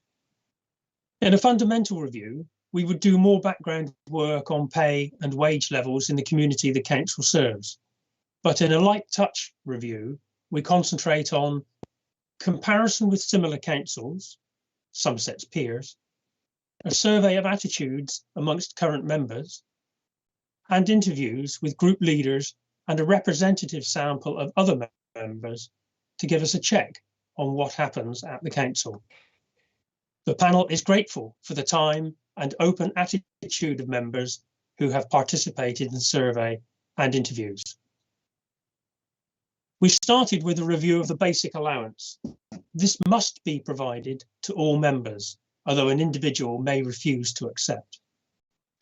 We looked at a group of 10 similar councils, and in this case, similar means looking at councils with similar areas and socio-economic factors, 9 of which were also those we used in 2017. These councils are Somerset's nearest neighbours using those factors, but this is not a geographical term. Somerset's basic allowance is currently £11,540 and nearly 10% higher than the average. But crucially, it does fall within the range of Somerset's peers. Since 2017, Somerset has increased the basic allowance in line with salary increases for staff, which has led to a slightly higher increase over the years than linking to CPI. Our survey showed that of those who answered, 86% regard the basic allowance as important to them, and 38% stated it was a factor in their decision to stand for office.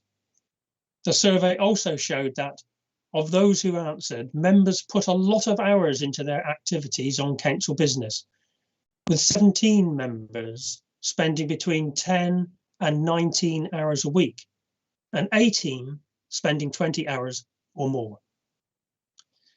Then we moved on to special responsibility allowances. Whilst the government says that all members have to have a basic allowance, councils may pay special responsibility allowances, and the sort of category for which an SRA is payable is listed in the regulations. Currently, Somerset has 39 SRA positions, of which 34 are paid. With 55 members, this means that more than 61% of members are paid an SRA, or at least 6 too many. Government guidance says, if the majority of members of a council receive a special responsibility allowance, the local electorate may rightly question whether this was justified. It is because of this that the panel believe that no more than 50% of members should receive an SRA. We call this the 50% rule. If a majority of members were to, say, receive an SRA, it might be thought difficult to voice opposition to any policy or decision made by the ruling party. As part of the panel's look at Somerset's peers, the key posts receiving an SRA were looked at. All Somerset's SRAs are set as a multiple of the basic allowance, and this is a common practice in local authorities across the country. So, for example, the leader of the council has an SRA equivalent to 3 times the basic allowance, and cabinet members have 1.6 times.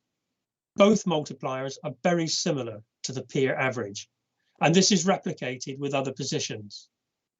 However, the comparison with peers did bring up a number of variations.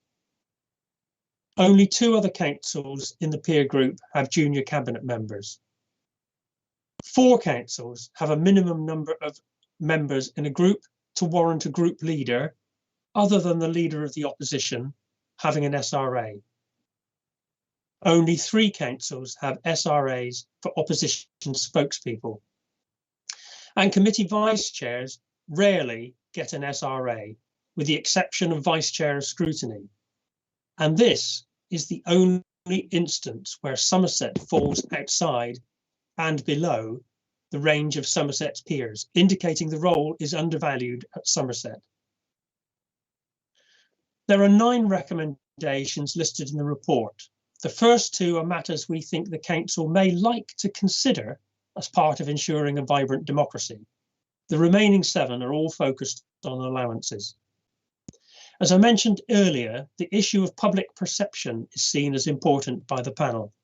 It is because of how the public may view Somerset's situation that the recommendations include reference to CPIH and the need to reduce the number of roles attracting SRAs.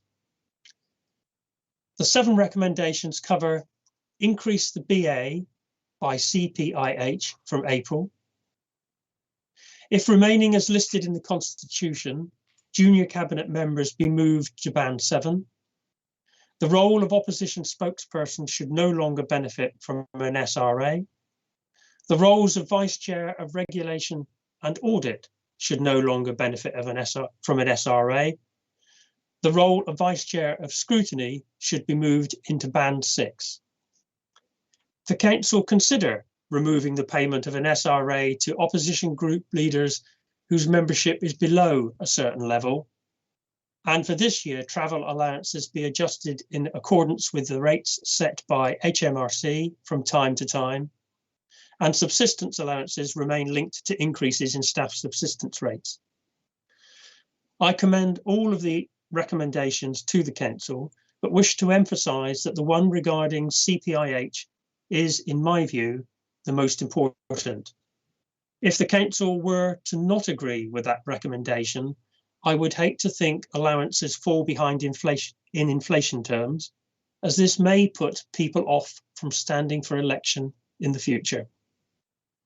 The report runs to 16 pages, and I have tried in this presentation to highlight significant matters, but I am, of course, happy to answer questions. Thank you very much, John and Scott. Before I open the debate for members, I'd just like to confirm that the task before us is to consider the 9 recommendations set out in the panel's report. Attached in the annex to the report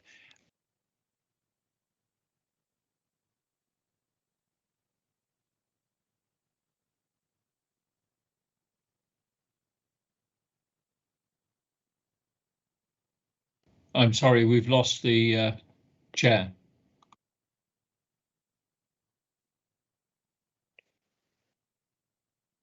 Scott, are you there? I am Chief Executive. I believe, and I think we've seen in the chat that both nationally or even at least globally, there are some issues with Microsoft Teams which are occasionally causing some lag during the meeting, which I think some of us have been experiencing. I believe we've lost Mark Keating completely.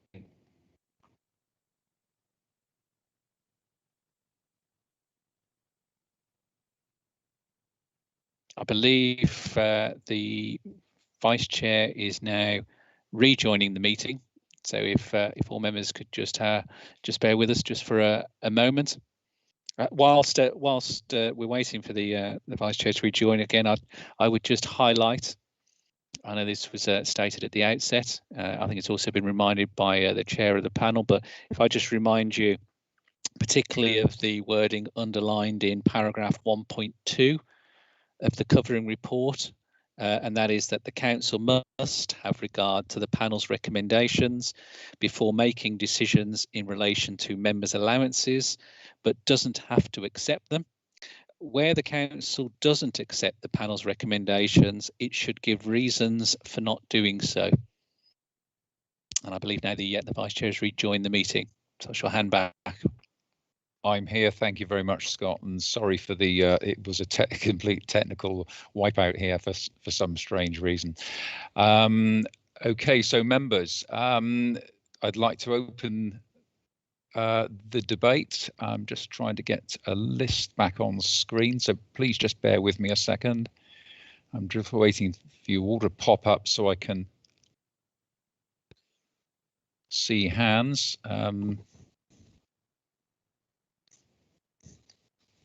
Yeah, we got Liz Lashon and David Fothergill. Councillor Fothergill. Thanks very much indeed, Mark. It's interesting that we're only just over 2 meters apart, but the technology is very different for us both. So, our members will remember that we debated this very briefly back in February, and we said we'd return to it in May, which is what we're doing. I'd like to start out by saying a very big thank you to John Thompson, Chair of the panel, and to all of his team for, I think, an extremely comprehensive report. I've read it now several times, and for a light touch report, I think it's extremely, it seems to follow every avenue. So I am very grateful, and I think that it just put in some really important challenges there for us. I think for me, there is a bigger challenge, which is that we have now moved from being in a quadrennium into, I'm told it's a quinquentennium, but I think that's a 5-year period, but a quinquentennium. So we have now moved into that extra year of this authority, and whereas we thought we were going to be setting a member scheme allowance for a new council which was going to be sitting, we of course aren't. We're now remaining as the council for that 5th year until next year at least. So whilst I'm very grateful to the work that the Joint Independent Remuneration Panel have done, and I am actually feeling very positive towards their recommendations, I do feel that it is the right decision to actually request that this is brought back in a year's time, and that we can then relook at it for the new council which I think will be the shadow council for a new unitary authority, and it will give everybody much more time to be able to put in the right salary, the right remuneration structure. So I will be bringing forward an amendment, and please, John, do not interpret this as any criticism of you or your panel, but I will be bringing forward an amendment to today's recommendation, and I believe I've got a seconder for this. And my amendment is to thank the Joint Independent Remuneration Panel for its comprehensive work ahead of what was the scheduled elections in May 21, and to kindly request that the panel report back to the council following the elections to be held in May 22, and in the meantime for the council to agree to maintain the current scheme of members' allowances for 21-22. That's my recommendation before you. I believe that I have a seconder, and that's my amendment to be voted on. Thank you. Chairman, it's Jane Locke, and I am happy to second that proposal. And I would also like to thank the panel for all their work. It was a very interesting hour or so I spent talking to them, and it was nice to talk to somebody different during the difficult time of lockdown. But I'm very happy to second your proposal, David. Thank you for that, Jane. I was trying to say something, but I still suffering a little bit with some technology or technological issues here. I just seem to have a bit of a delay on my interface here, Scott. So I don't know whether there's somebody that maybe could have a look.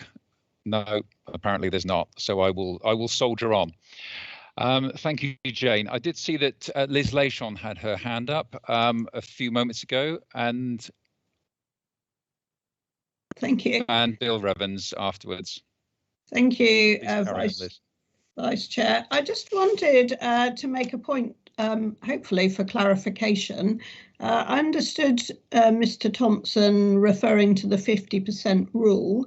And if I understand correctly, his concern and the panel's concern would be that more than 50% could create, my words, some kind of bias in favour of the administration. But then later in the report, it suggests taking away the SRA from opposition spokespersons. So for me, that's slightly contrary, and I would be really interested in Mr. Thompson's response, if possible, please. Thank you. Mr. Thompson, are you still with us? Yes, I am still with you. Thank you for that. Yeah, the issue about the 50% rule comes from government guidance. As I mentioned in my presentation, if the majority of members of a council receive a special responsibility allowance, the local electorate may question whether this was justified. And I think it's an issue about people, as it were, being on the payroll, if I can use that sort of expression. If people are in receipt of an allowance, does it mean then that they may feel in some way compromised with regard to being independent and being able to oppose the leading party?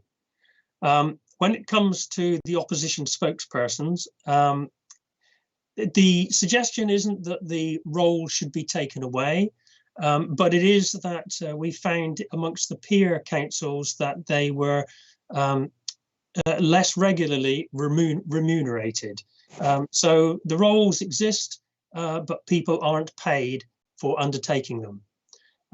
So it doesn't mean to say that there is any reduction in the amount of opposition to issues put forward by the leading party.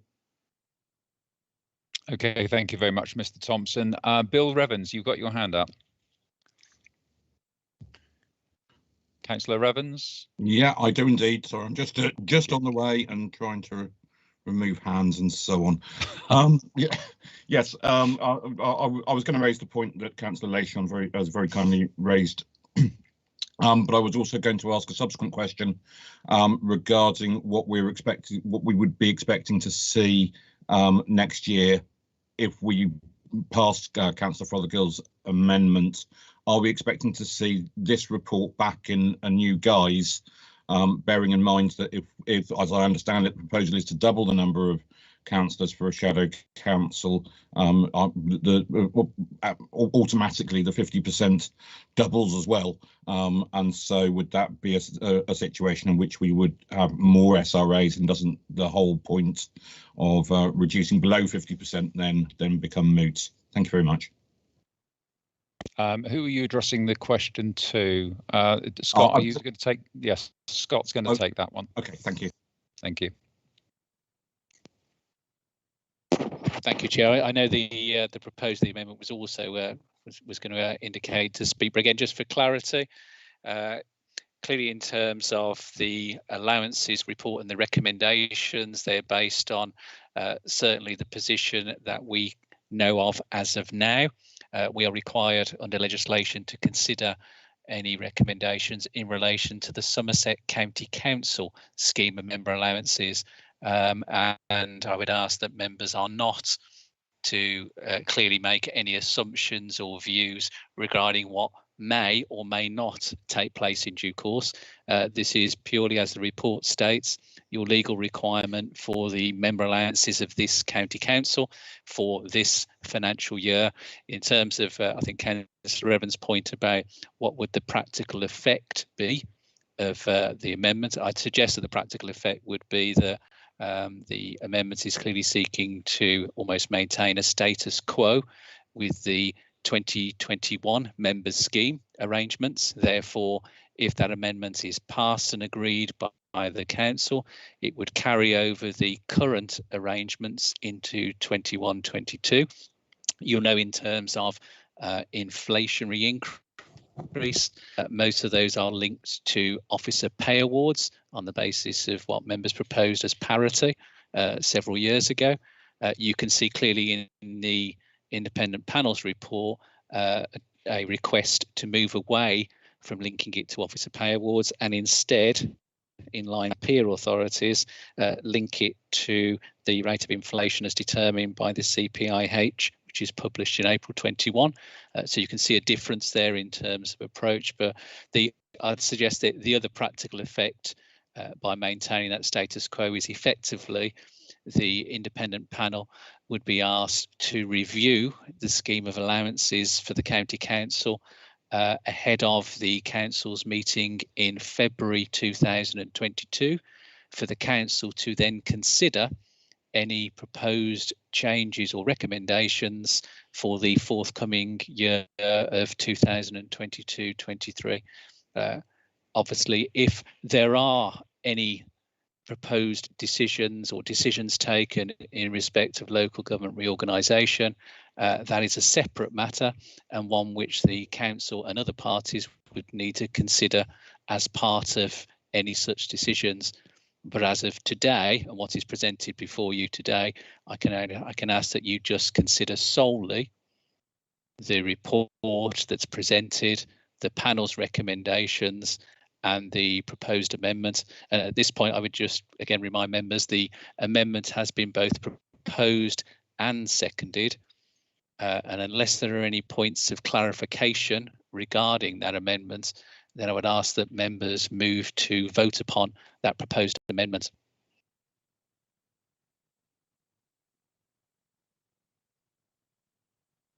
Okay, so Councillor Locke, were you're seconding the proposal? Is that correct? Yes, I am. Yes. Indeed. Okay, thank you very much. Is there any? I've got another hand. Anna Grosskop. Councillor Grosskop, are you with us? Sorry, I was voting too soon. Right, okay. So, sorry, Lee Redmond, were you voting or? Sorry, Chair, I was just seeking clarification. Really, one yes, assumes that just for clarity, I think I'm assuming that you're about to take a vote on the amendment, so that then becomes the substantive proposal, and the other points then fall. Yes, correct.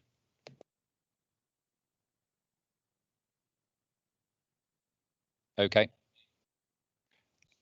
Right. So I'm going to ask Scott if you will take us through that vote, please, Scott, through the procedure. Thank you, Chair.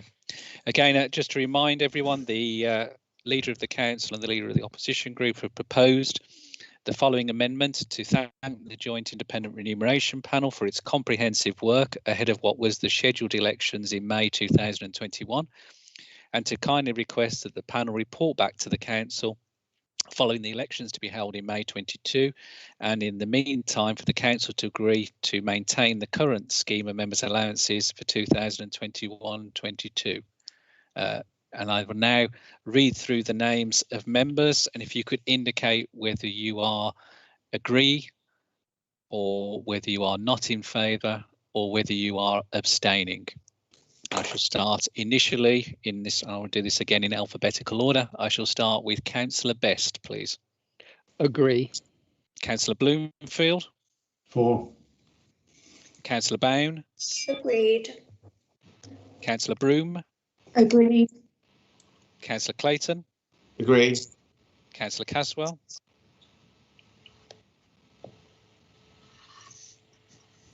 Councillor Caswell. Should indicate it's not present. Councillor Chilcott. Can I check, please? I was knocked out for 30 seconds. And am I able to vote or do I need to abstain? Were you present, therefore, whilst all the debate was taken? I missed about 30 seconds. Do you know which part of the 30 seconds that was, Councillor Chilcott? I was presenting the amendment and I did hear the amendment clearly when I came back in. In which case, then you're able to vote. Okay, then, thank you. So are you voting in favour or against the amendment? Sorry. In favour. Thank you.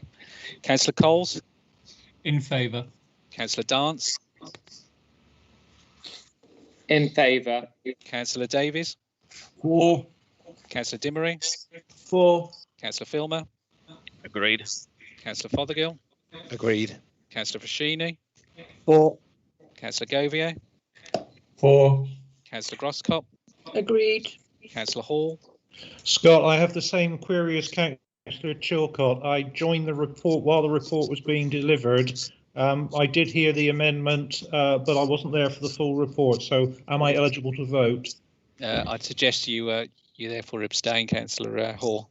In that case, I will abstain, but I do, of course, support. My vote would be for. Councillor Ham? Agreed. Councillor Healy? Agreed. Councillor Hewitt-Cooper? Agreed. Councillor James Hunt? For. Councillor John Hunt? Agreed. Councillor Huxtable? Agreed. Councillor Keating? For. Councillor Kendall? Agreed. Councillor Lawrence? Agreed. Councillor Lewis? Agreed. Councillor Leyshon? Agreed. Councillor Jane Locke? Agreed. Councillor Tony Locke? Agreed. Councillor Loveridge?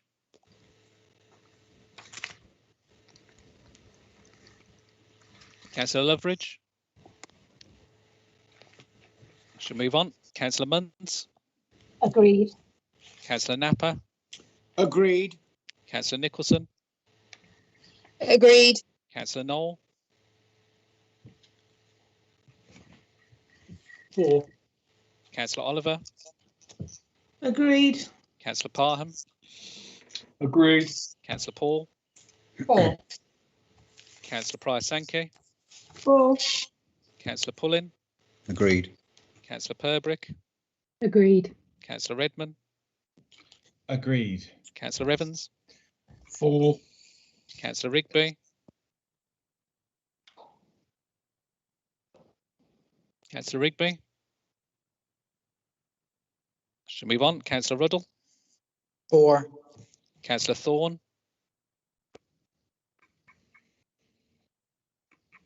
Councillor Thorne? I shall move on. Councillor Verdon? Agreed. Councillor VJ? For. Councillor Wallace? For. Councillor Weathercott? Agreed. Councillor Josh Williams? For. Councillor Rod Williams? Agreed. Councillor Woodman? For. That amendment is therefore passed by a majority of the council. It now becomes a substantive motion, in which case I will now need to ask members to vote upon it as such. And I shall ask again, starting with Councillor Best. Agreed. Councillor Bloomfield. 4. Councillor Bown. 4. Councillor Broom. Agree. Councillor Clayton. Agree. Councillor Caswell. I unfortunately lost my internet for most of the discussion, so I will have to abstain. Councillor Chilcott. Agree. Councillor Clark. Councillor Clark. Councillor Coles. Agree. Councillor Dance. Agree. Councillor Davies. 4. Councillor Dimmery. Agree. Councillor Filmer. Agreed. Councillor Fothergill. Agreed. Councillor Frascini. 4. Councillor Govier. 4. Councillor Grosskop. Agreed. Again, I'll indicate Councillor Hall has abstained. Abstain. Councillor Ham. Agreed. Councillor Healy.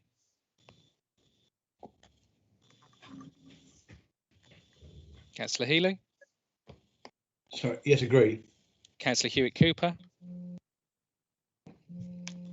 Agree. Councillor James Hunt. Agree. Councillor John Hunt.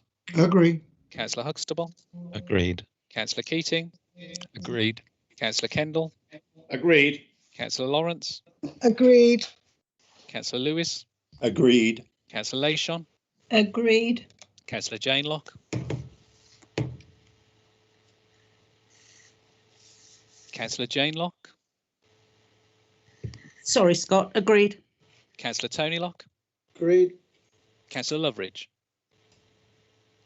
Scott, Dave's microphone's not working, but he has put his hand up. Thank you, Julia. Councillor Munt. Agreed. Councillor Napper. Agreed. Councillor Nicholson. Agreed. Councillor Knoll. Agreed. Councillor Oliver. Agreed. Councillor Parham. Agreed. Councillor Paul. 4. Councillor Prior-Sankey. 4. Councillor Pullin. Agreed. Councillor Purbrick. Agreed. Councillor Redmond. Agreed. Councillor Evans. Agree. Councillor Rigby.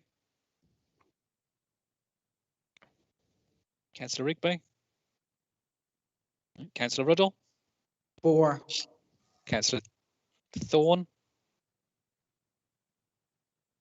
Councillor Verdon. 4. Councillor VJ. 4. Councillor Wallace. 4. Councillor Weddercott. 4. Councillor Josh Williams. 4. Councillor Rod Williams. Councillor Rod Williams. Should we want Councillor Woodman? 4. Okay, members, I will report that that motion was carried in terms of the member allowances for 2021-22. Thank you, Chair. Thank you, Scott, and thank you, members. I'm going to call a short 5-minute comfort break.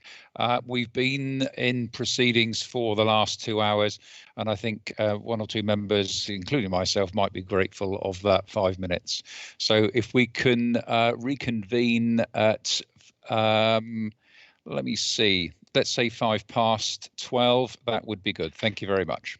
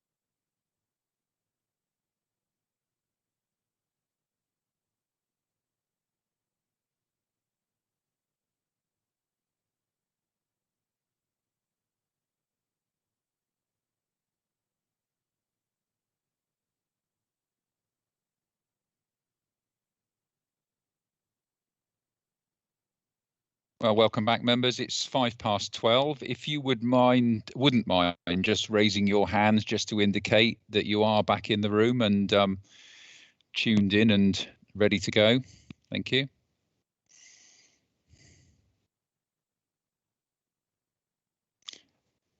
Alan Weddicott, Councillor Weddicott, would you mind turning your video off when you're not speaking, please? Thank you.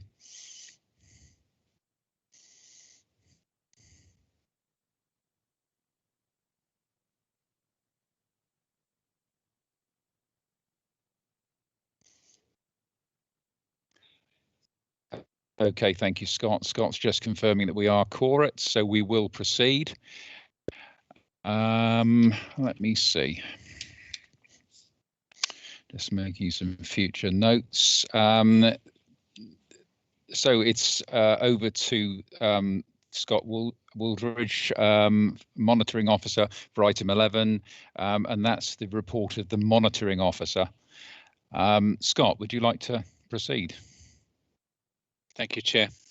Again, members will be aware it's traditionally every annual general meeting that I present the annual review of the council's constitution, together with a number of procedural and appointment matters for the council to consider.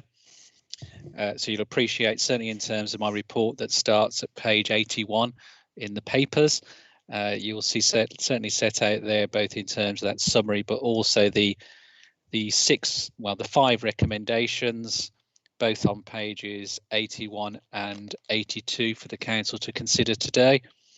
Section 3.1 sets out the context to the appointment matters for the council to consider, and they are principally focused in terms of the appointments of the various chairs, vice chairs and committee members to the council's committees, and appointments to a number of external bodies such as Exmoor National Park Authority or the Devon and Somerset Fire and Rescue Authority. You then move through to page 85 and you can then see set out, following a review that I've undertaken over the past year, both building upon feedback from elected members, from committee chairs, also through the work done through the Constitution and Standards Committee, together with work with the Council Senior Leadership Team, proposals regarding in sections 3.2.4, you can see a summary of areas of review that are there for you to consider today. There is also areas in terms of some new proposals, and they're also set out on page 87 as part of the same paragraph. A number of those, again, do fall into a number of technical points flowing from legislation. I'll give an example, such as the addition of the prevent duty, which is a statutory requirement, which again just needs to be defined within our constitution. So to be fair, it's not one we really have a choice on because it's a legislative requirement. So that's more a point of clarification within the constitution. And then in paragraph 3.2.5, hopefully you'll appreciate, particularly with the exceptional challenges of the previous year, not all areas of review have been able to be completed in the time available. So you can then see 5 areas that I'm still progressing and will intend therefore to report back in due course through Constitution and Standards. You can see the topic areas then set out in that paragraph. Again, you can see certainly on page 88 further details in terms of those areas of further review. And then finally, paragraph 3.3 at the proposed meeting dates for the council. And at that point, Chair, I will obviously pause to allow for any questions regarding the proposal set out in the report. Members, if you'd like to indicate any questions, please.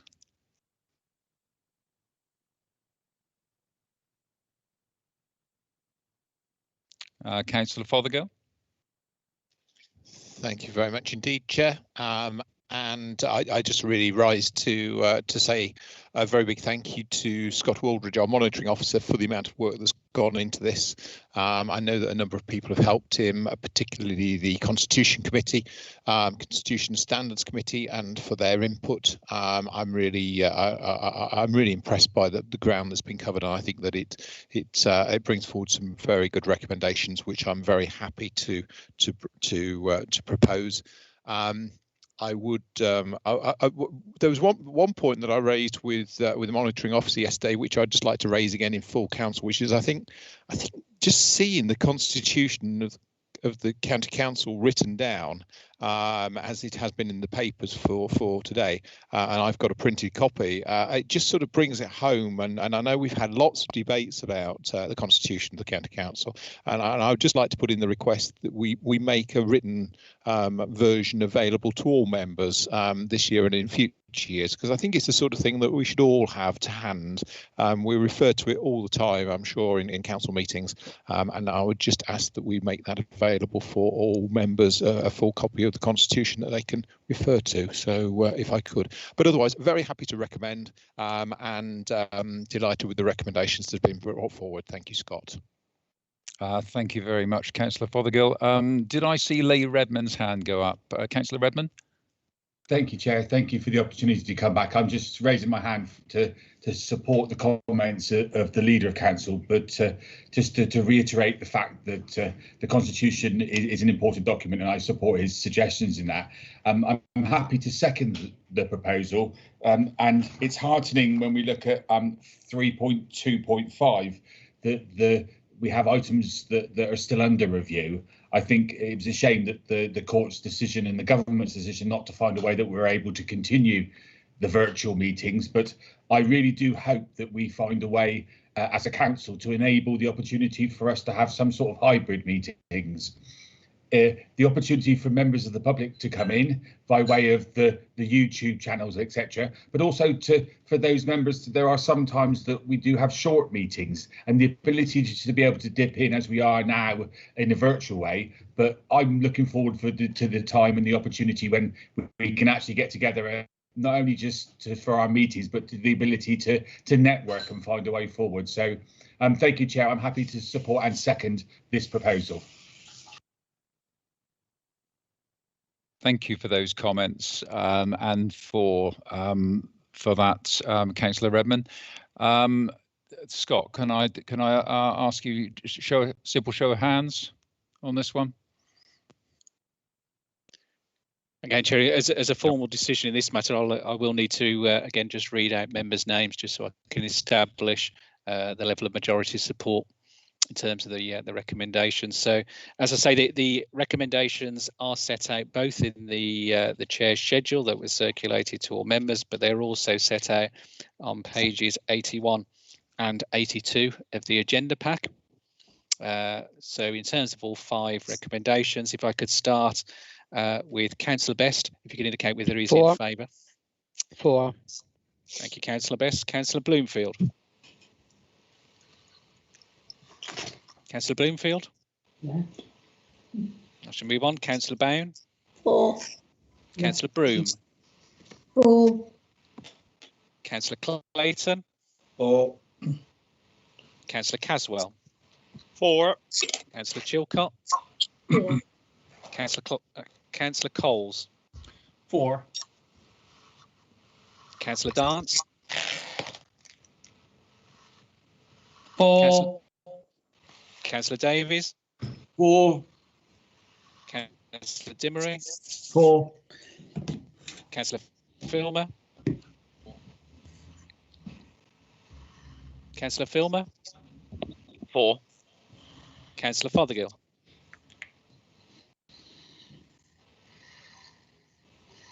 Oh, sorry. Yes. Councillor Frascini? I think, sorry, I think it was coming in there. I don't know if you heard him just then. I did, Councillor Frascini, yes. Councillor Fothergill indicated in favour. So that's 4. Councillor Govier? 4. Councillor Grosskop? 4. Councillor Hall? 4. Councillor Ham? 4. Councillor Healy? 4. Councillor Hewitt Cooper? 4. Councillor Hunt? 4. Councillor John Hunt. 4. Councillor Huxtable. 4. Councillor Keating. 4. Councillor Kendall. 4. Councillor Lawrence. 4. Councillor Lewis. 4. Councillor Leishon. 4. Councillor Jane Locke. 4. Councillor Tony Locke. 4. Councillor Loveridge.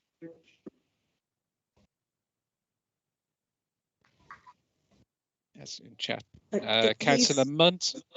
4. Councillor Napper. 4. Councillor Nicholson. Councillor Nicholson.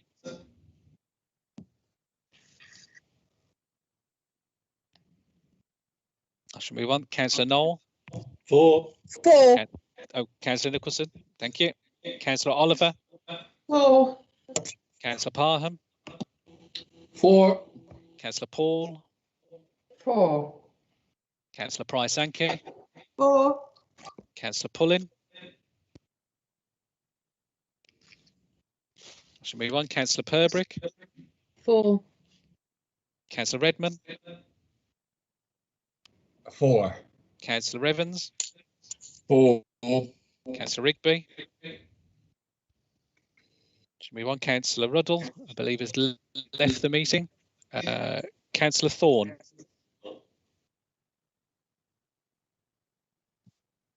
On. Councillor Verdon. 4.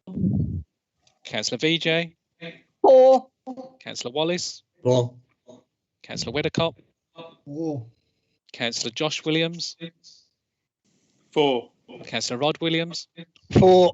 Councillor Woodman. 4. I'm going to actually report to the council that those recommendations were all agreed by majority and therefore are carried. Thank you very much, Scott. And I'd like to thank you on behalf of Council for all of the work that you put in with your team in undertaking all of this. It keeps everything moving for us all. It facilitates so much, and it's very much appreciated by us all. Thank you. Councillors, if we can move on to item 12, which is the COVID-19 update from our Chief Executive and Director of Public Health, Trudy Grant. Are you there, Pat? Are you with us? I am indeed. Good afternoon, Chairman. Hopefully you can hear me. Can indeed. Yes, please carry on.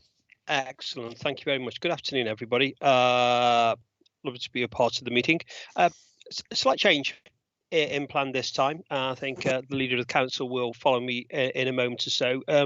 This afternoon, we're just going to give a brief view as to how the Council has responded to the COVID situation and an update as to some of the things we've achieved. Of course, not losing sight of the fact that one, this has been a very impactful year in terms of, well, the whole of the world, frankly, but definitely here in terms of Somerset, and of course the fact that much work's been delivered with our partners, and of course with the superb volunteer and community workforce across Somerset. So if I may, with that, just to hand over, I believe, hopefully, to the Leader of the Council for a moment. Thank you, Pat. So I totally agree with Pat, and we do have a video to showcase some of that hard work that's been going on. You'll notice that we've got to the last virtual meeting before the regulations fall away, and we're beginning to get into audio-visual now. So we've got a video to show to everybody, and it's a slightly different way to review COVID through the eyes of our directors who have led the fight against coronavirus and its impact. I think it sums up a very challenging year and the leadership that this council has provided. So I do hope that you found the video useful. It's a good summary, and I think it gives us some real insight. So at that, Scott, if you're in charge of the button, could you press it, and we'll have a look at the video, please.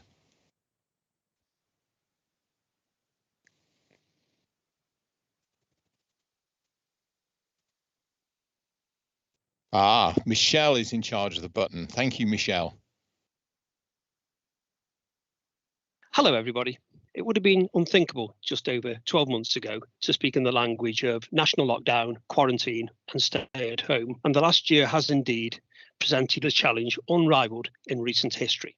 We've had to adapt all of our operations, and yet we continue to provide great services, often working in partnership with others. Our thoughts go out to all of those who've lost loved ones during the last year. I've asked my directors to highlight some of the work that we've been doing, and fittingly, I'd like to start with the Director of Public Health, the now Professor, Trudy Grand. Thanks, Pat. In public health, we're used to dealing with outbreaks of infectious disease, but we've never had to deal with anything on this scale before. As Director of Public Health, it's been my responsibility to lead the response to the pandemic across Somerset.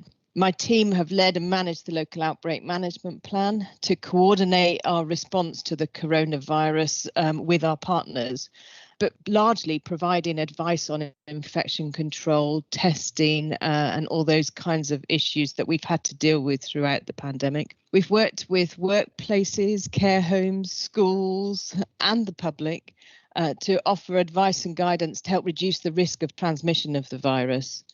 And we've worked tirelessly with the NHS to ensure that our more vulnerable groups in our population are invited for their vaccination and, importantly, supported to take up the offer. Thanks, Trudy, and thank you for the amazing work you and your team have done. I can't tell you how incredibly proud I am of our staff.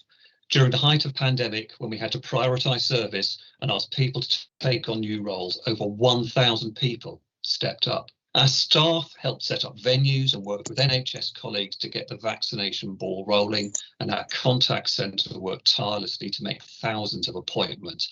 It was an extremely slick operation, which has not only received high praise from residents across the county, it's also helped to save lives. And while our teams were supporting our communities, there was lots of work going on behind the scenes, as taking care of our staff's well-being had to be a priority. Working in partnership with our trade unions, we ensured very early that staff who had school-aged children could focus on their families, doing the work they needed to do at Somerset County Council at other times. Our wellbeing platform, the Working Well SharePoint site, was updated on a weekly basis with a full calendar of online events, podcasts, news items and videos. We've had some amazing feedback from staff through our staff surveys, and here's my favourite quote. I don't think I've ever had a better employer. A big thank you. Thanks, Chris. That was great to hear from all the achievements that you've done this year and your teams. Can we move on now to adult social care? It's been a really tough year for adult social care, and more importantly, for the people of Somerset. But we've done some great things over the year, and it's given us an opportunity to work really closely with our health, our social care, our providers, our voluntary sector. In adult social care commissioning, I'm extremely proud of the way we've stood side by side with our provider market and those that have been providing care and support to the people of Somerset. In addition to that, I think we put in place some fantastic community options that have really helped support people during COVID and expanded on the goodwill of people and communities themselves. And I just want to say a really big thank you as well to our operational teams in adult social care. They have adapted brilliantly to different ways of working. These are teams that are used to being out and about, working with the people that we support on a daily basis, and they've adapted really well to having to work remotely. They've continued to do that in an excellent way this year. I went from looking after our operational teams in ECI to heading up the community resilience cell almost overnight. The first job was to bring together a multi-agency group to mobilise the food distribution hubs, which at the very beginning of the pandemic provided over 1,300 food parcels to the people in need of the basic essentials. Since then, we developed the Food Resilience Task Force, working with village agents and community groups to deliver over 500,000 across Somerset. We've also provided support to our county's food banks and food support over the school holidays to 11,000 children. Something I feel we should be truly proud of is the establishment of a single coronavirus helpline, making it easier for people to get information, advice and support when they need it. Special thanks must go to the village agents, community groups, volunteers, and all those businesses and individuals who have supported the food resilience effort for over a year now. Thank you. You've been truly outstanding. Hopefully I'm not on mute because I really want to thank all the staff in Children's Services for their bravery, commitment to continuing to visit children and to support children over the last year, which has been very challenging. And part of that has been actually working with colleagues in other agencies, and particularly want to thank schools, particularly during last year, going the extra mile to support families, doing visits, particularly in the primary sector, to families, and also working very closely together with social care staff. We really want to build on this experience about how we work together collectively and actually take that forward into the next year. I just want a special mention to the outdoor education centres, who've done a fantastic job at providing outreach support to families who are struggling and helping children in care, and also some of the online home tuition for children looked after. We've been working with businesses and other partners across Somerset to mitigate the impacts of the successive lockdowns and to support the Somerset economy to recover and bounce back as quickly as possible. We've set up the Step Up Somerset website, a one-stop shop offering support and information for those looking for employment, and we have established a Kickstart scheme to help young people in Somerset to get a work placement. We've secured funding to deliver a programme of activity to support people out of work and to upskill workforces through the Skills for Growth programme. This will help our wonderful Somerset businesses to recruit the skilled people they need so they can grow and expand in the future. So, as you can see, it's been quite a year. As we move into recovery, there's so much more to do, returning our services to normal and supporting the wider economic community recovery work here in Somerset. I'm so proud of the contribution that Somerset County Council has made to combating COVID-19, although we acknowledge there's still much more to do. I'd like to say a huge thank you to all of Somerset County Council staff, our councillors and our partners for their support. Nothing would have been possible without this team working so very well together. Let's hope that we will soon see the back of this awful virus. Thank you. Thank you, Pat. Thank you to all senior leadership team, and my big thank you to all of you for everything that you've done leading us through this time of crisis. And of course, we have said lots of thanks to our staff, and we are incredibly grateful to them. But my sincere thanks to all of you as well for what you've been doing over the last year, and I know it has been a challenge for every one of you. And of course, we've got to recognise once again the role of our partners. We have just worked so well together. We have demonstrated what happens when we come together and work as a single unit. So thank you to you, thank you to the leadership team, thank you to our partners, and delighted to have taken that report. Back to you, Vice Chairman. Thank you very much, Councillor Fothergill. And I must say, from my own perspective, and privilege of being able to work as part of the cohort that were redeployed by the council to support initially back in April 2020, when we did not know what this pandemic would bring, when we didn't know whether there ever would be a cure or a vaccination.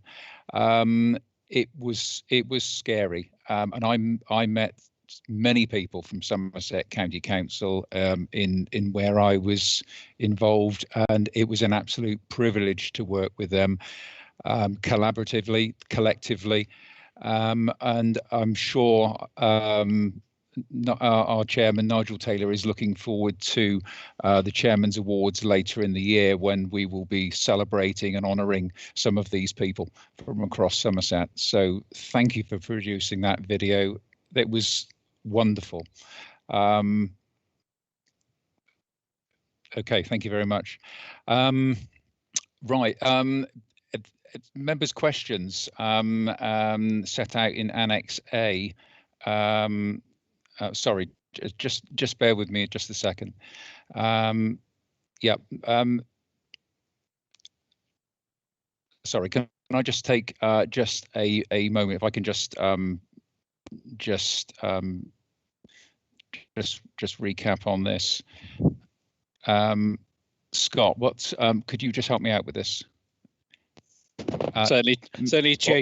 We on to members' questions. We are on agenda item 13, which is the report of the Leader and Cabinet, so that there's an opportunity initially for it to be introduced by the Leader of the Council, and then you will then invite each of the Cabinet members to take any questions that any other member may have regarding their areas of responsibility, and the order of that is set out in the schedule that we published on the website. There has been a question submitted in advance by a member, and you'll see from the schedule that's for Councillor Paul to initially respond to when it's her time as part of going to that. But initially, if you certainly invite the leader of council just to introduce the item. David, if you wouldn't mind, please, if you could. Of course, of course. So my annual report has been published as part of the papers and as presented. I talked through the highlights of some of that earlier in the meeting when I made my statement, and also there is the any other questions about areas under my responsibility and questions that decisions that I've been taken. So I'm very happy to present the report and to take questions as they may arise. I've not been notified of any beforehand. Members, any questions for Councillor Fothergill, please? No, nothing coming forward. I think it's now to Mandy Chilcott. Yeah. Yep. Councillor Chilcott, would you like to present your annual report, please, and answer any questions that members may have? Thank you.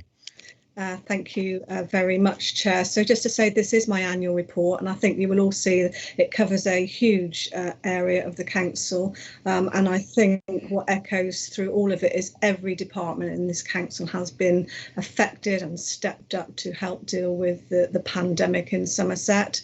I know there have been many thanks to staff already today, but I have to echo those thanks. I don't think I've ever been prouder to be part of an organisation, over 1,000 staff stepping forward. I think that's unprecedented. And not only those that stepped forward, it's those that behind them kept everything else running and enabled them to go and help and support our partners across Somerset. So huge thanks, immensely proud of them all. And it's great to read some of the lovely comments that have been coming back and how appreciative the staff have been. I will leave it at that, but suffice to say we've got another year ahead of us. The work continues. And if you read the report, which is published, there has been some fantastic achievements over and above managing with the pandemic. And it's not to lose sight of all those achievements and the work that's gone on despite of the pandemic. So thank you to everybody. Report's there, happy to take any questions. Okay, members, any questions for our Deputy Leader, Councillor Chilcott? No. Okay, thank you very much, Councillor Chilcott. John Woodman, would you like to present your report, please?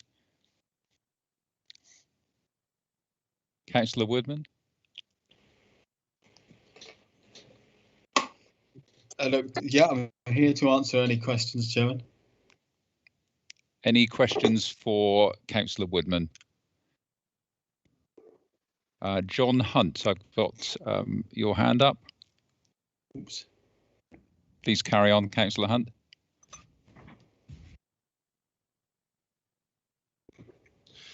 Thank you, Deputy Chair, and congrats on being re-elected again.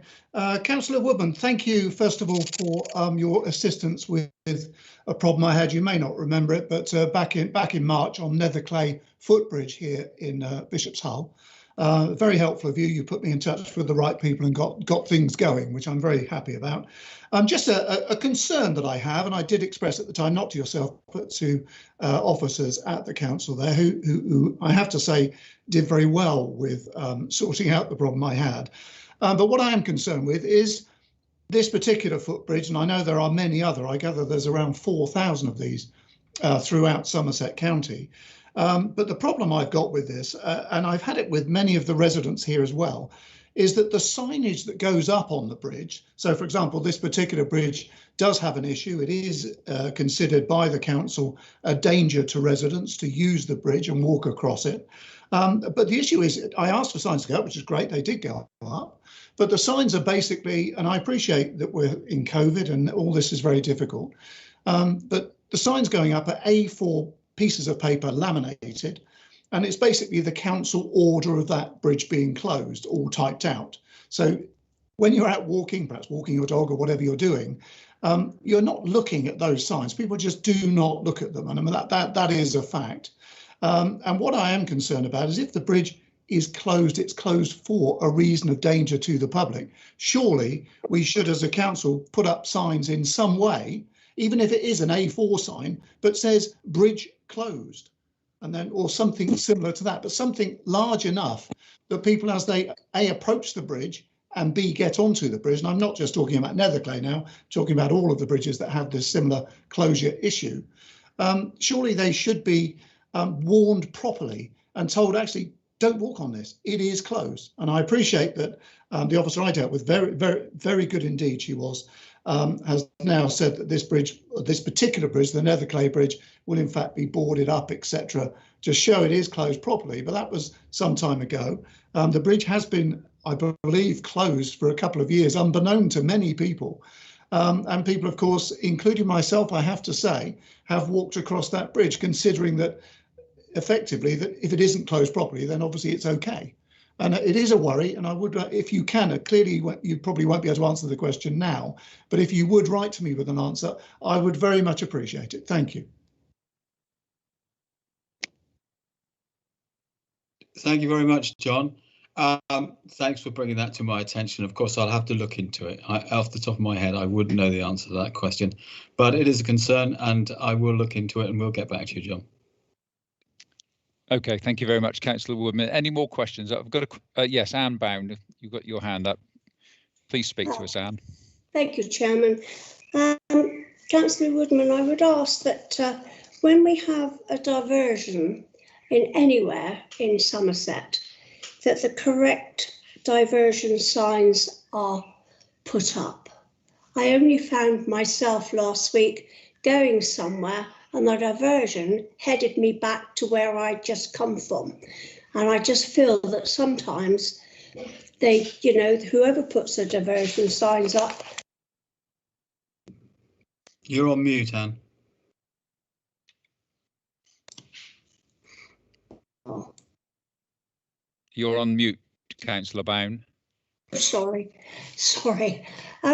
What I was saying was, you've got a lot of diversions going on at the moment in Somerset, but I would ask that the directions that you put up for the diversion signs are re-looked at, because I found last week I was going somewhere and instead of getting to where I wanted, I nearly ended up back in Bridgewater, which I didn't want at the time. So please, can you look at the diversions and the diversion signs? Thank you.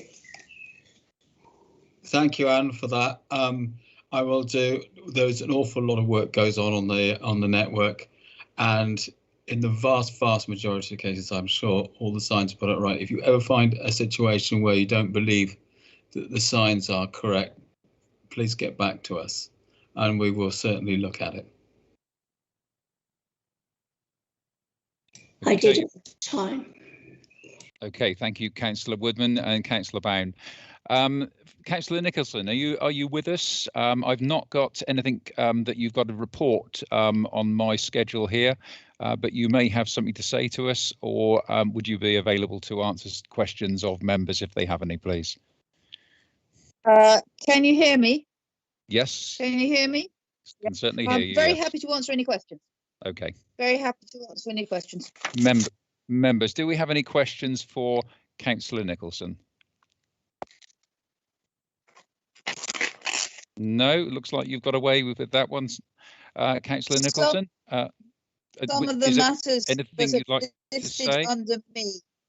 Some of the matters listed under me are, in fact, the responsibility of Councillor Purbrick. I don't know whether you want to ask her.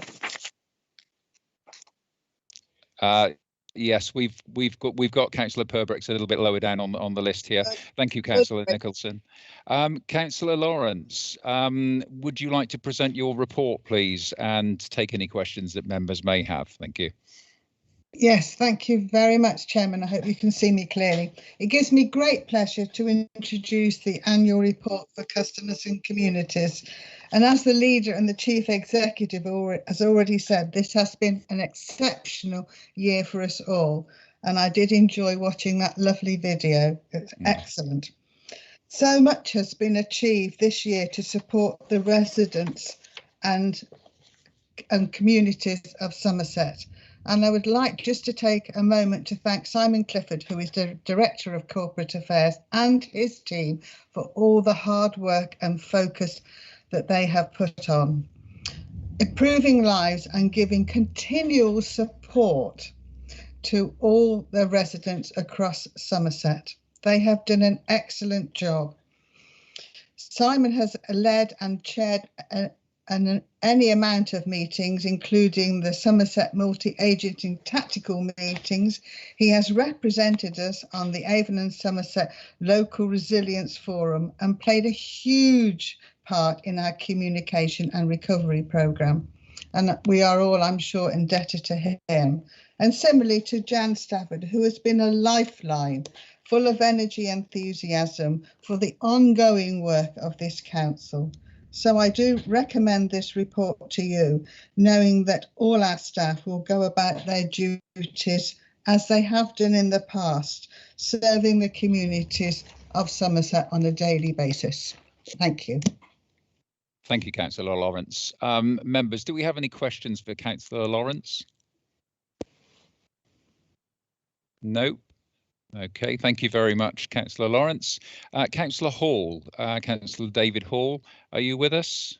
I am with you, Deputy Chair. And I've not got a report listed by your name on my list, Councillor Hall, but I'm sure you have some things you would like to speak to us about. Please carry on. Happy to answer any questions that members may have, Deputy Chair. Wonderful. Okay, members, do we have any questions for Councillor Hall? No questions. Thank you very much. Thank you very much, Councillor Hall. Councillor Huxtable, are you with us?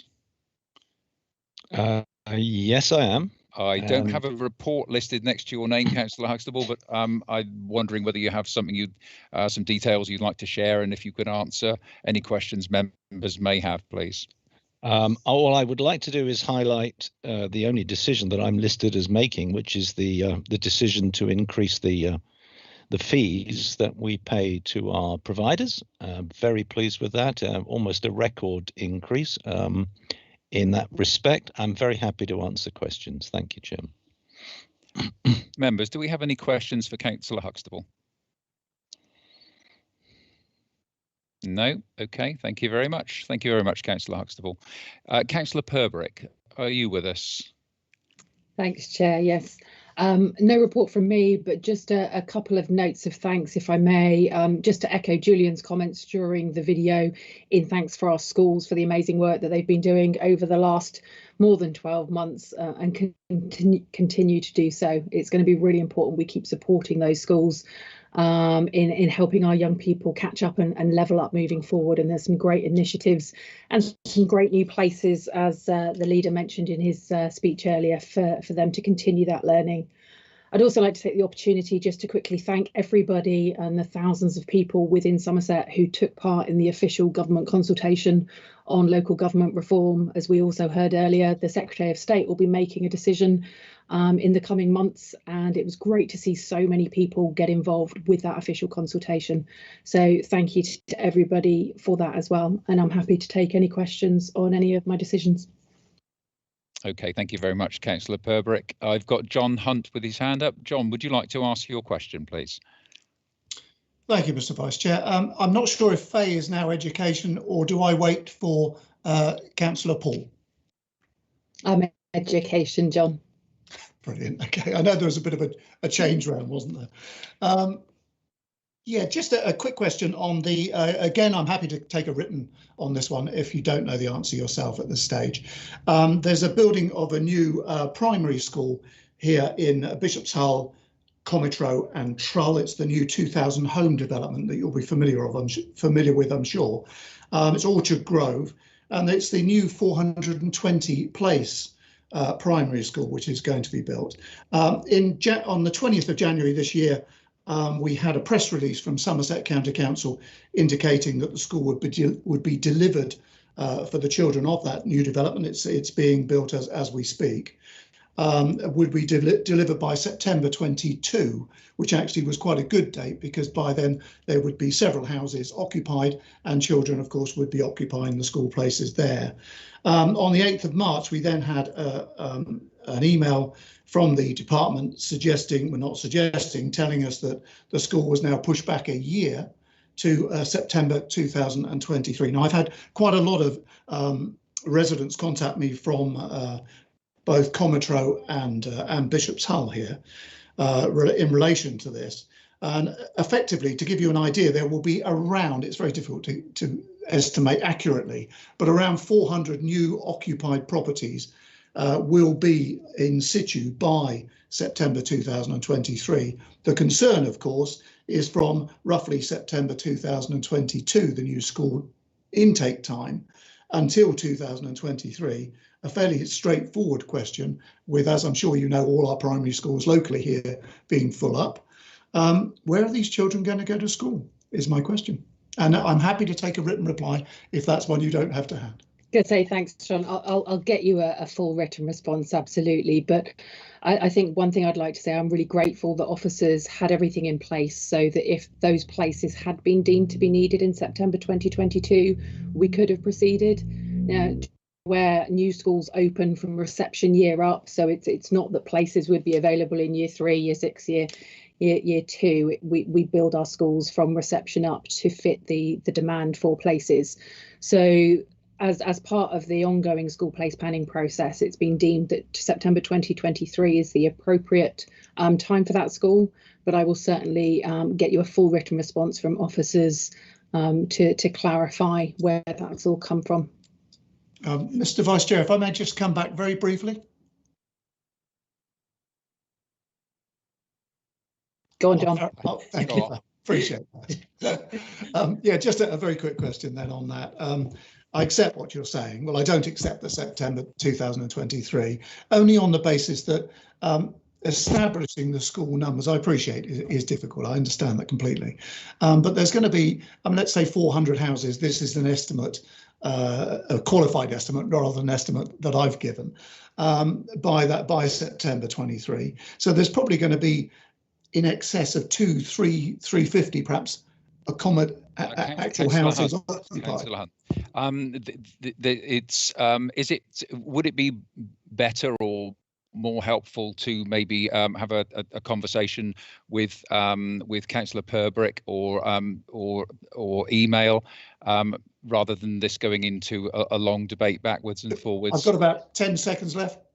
Mr. 10 Vice Chair, seconds then, Councillor Hunt. Thank you very much. Just to say those 200 or 300 houses will obviously have primary school age children in them, and the concern is that the school will be a year later and there is nowhere for them to go.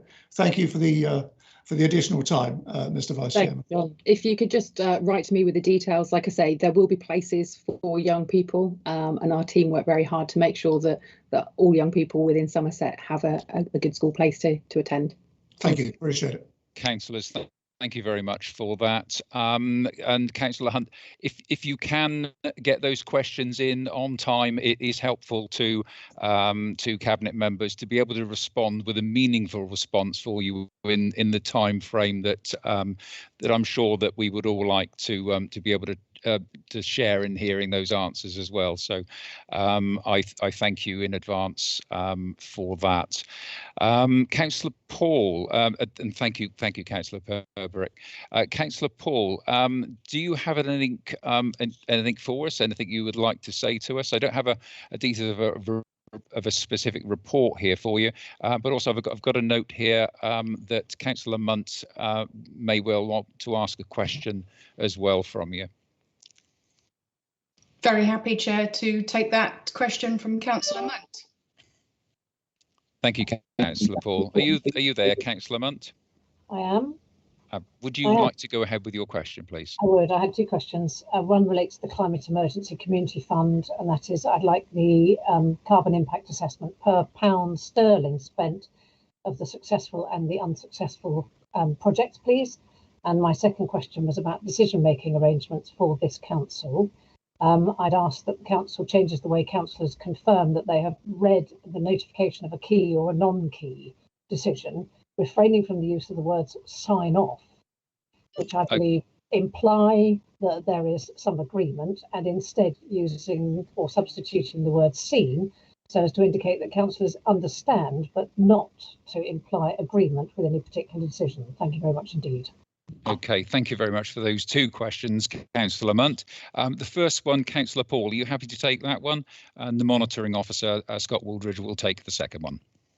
Yeah, very happy. Thank you, Chair. And thanks ever so much, Councillor Munt, for the question on the Climate Fund.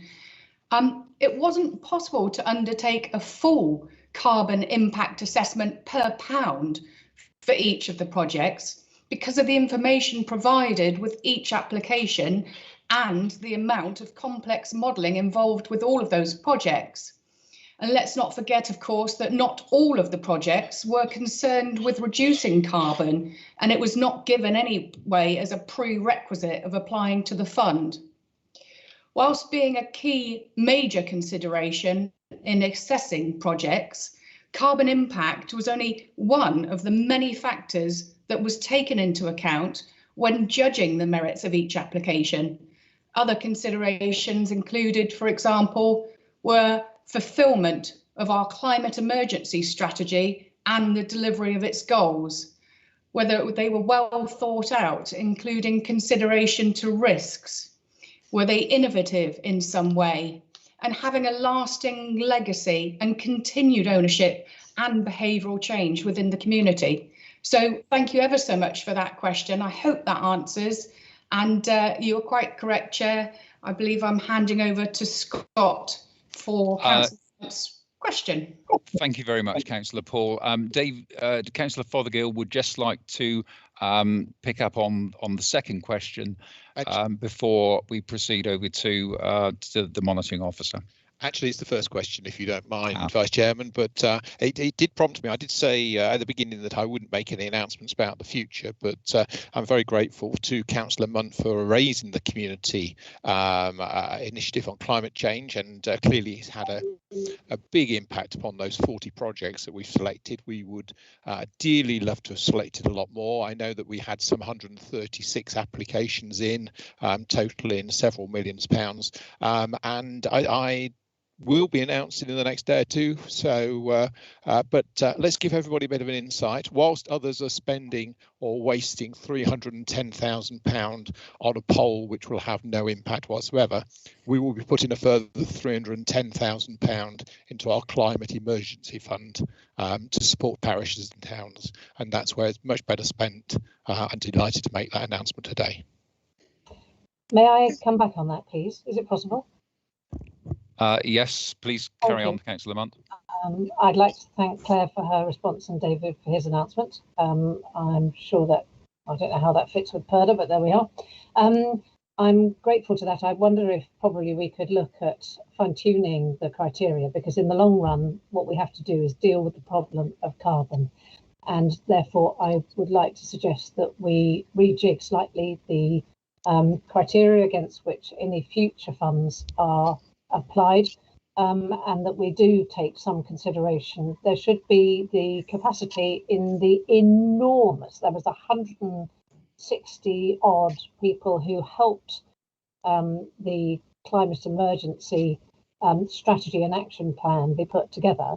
I'm absolutely confident that those people could be engaged to consider the carbon impact of each of the projects that we assess. And in the long run, that is the problem. It's the reduction of carbon and other gases. So I would ask that to happen. Thank you very much. Okay, thank you, Councillor Munt. It sounds like there's plenty to speak about directly with Councillor Paul there. So that's all very good. Could we go over to Scott? Are you ready? Yes. So Scott, on that second question, thank you. Thank you, Chair. And again, thank you, Councillor Munt, certainly for your request, which is very timely, as you'll appreciate. I'm shortly due to review the Council's report templates and guidance notes following the revisions to the Council's constitution, which the Council agreed today. And I'll obviously then be considering your suggestions as part of that work. Thank you very much indeed. Thank you.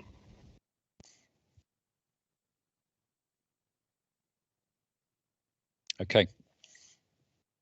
Right, thank you very much. Members, I'd like to canvass your opinion. We are so close to finishing, but we have a lunch break coming up now. Would you like to continue? I would have thought perhaps another sort of 20 minutes. So it would be really helpful to me if you could raise your hand if you would like to have the break for lunch now, or if you're happy to carry on, please don't raise your hand. Have I made that clear? No, don't think I have. Okay, so if you would like to have the break now for lunch, please raise your hand. Okay, I've got John Parnham. You've got your hand raised. John, did you want to clarify anything there, or? Yeah, I put my hand up to continue. I think that's what you're asking for, isn't it? Okay, all right. That's what I was hoping. So everybody seems keen to continue. Okay, that's great. Thank you very much then. So if we could move to item 14, the annual report of Health and Wellbeing Board. Christine Lawrence, would you like to speak to us regarding the report, please? Actually, not my report, sir. I do believe it's Claire Paul's report, as she is the Public Health Cabinet member. Sorry. It's a misprint, I think. Yeah, my page text is wrong. Claire, are you available? Always, Chair. Thank you very much. And thank you, Christine. But you've done such a wonderful job previously with this portfolio that it's hard to. We all want you to stay, always. So the Health and Wellbeing annual report you all have in the papers. I really would just like to take a few moments of your time to pull out some of the key things. And of course, we've already heard of some of those things in that excellent video, and of course from Professor Trudy Grant. But for me, the Health and Wellbeing Board, it kicked off my time with it, clearly heavily involved with the pandemic. So at the start of the year, COVID was discussed in detail at the Health and Wellbeing Board. But from July, the response was included in the COVID Engagement Board, which we of course started. So we were able to take that away again from the sort of strategic direction that the Health and Wellbeing Board looks at. That was also helpful because looking forward, in March meeting, we then were able to approach it differently and link that strategic work and that aspect of the work with operational examples, which therefore show the health and the care integration in action. This is an approach that we hope to continue in the future. One of the other things, because of the year that we have had, was the work with the homelessness. And because of that, through the Health and Wellbeing Board, the Homelessness Reduction Board has now been established, and that will sit under the governance of the Health and Wellbeing Board to again continue to drive that important work forwards. And happy to take any questions, and the report is read. Thank you, Chair. Thank you very much, Councillor Paul. Any questions for Councillor Paul on this report, please? No? Okay, thank you very much.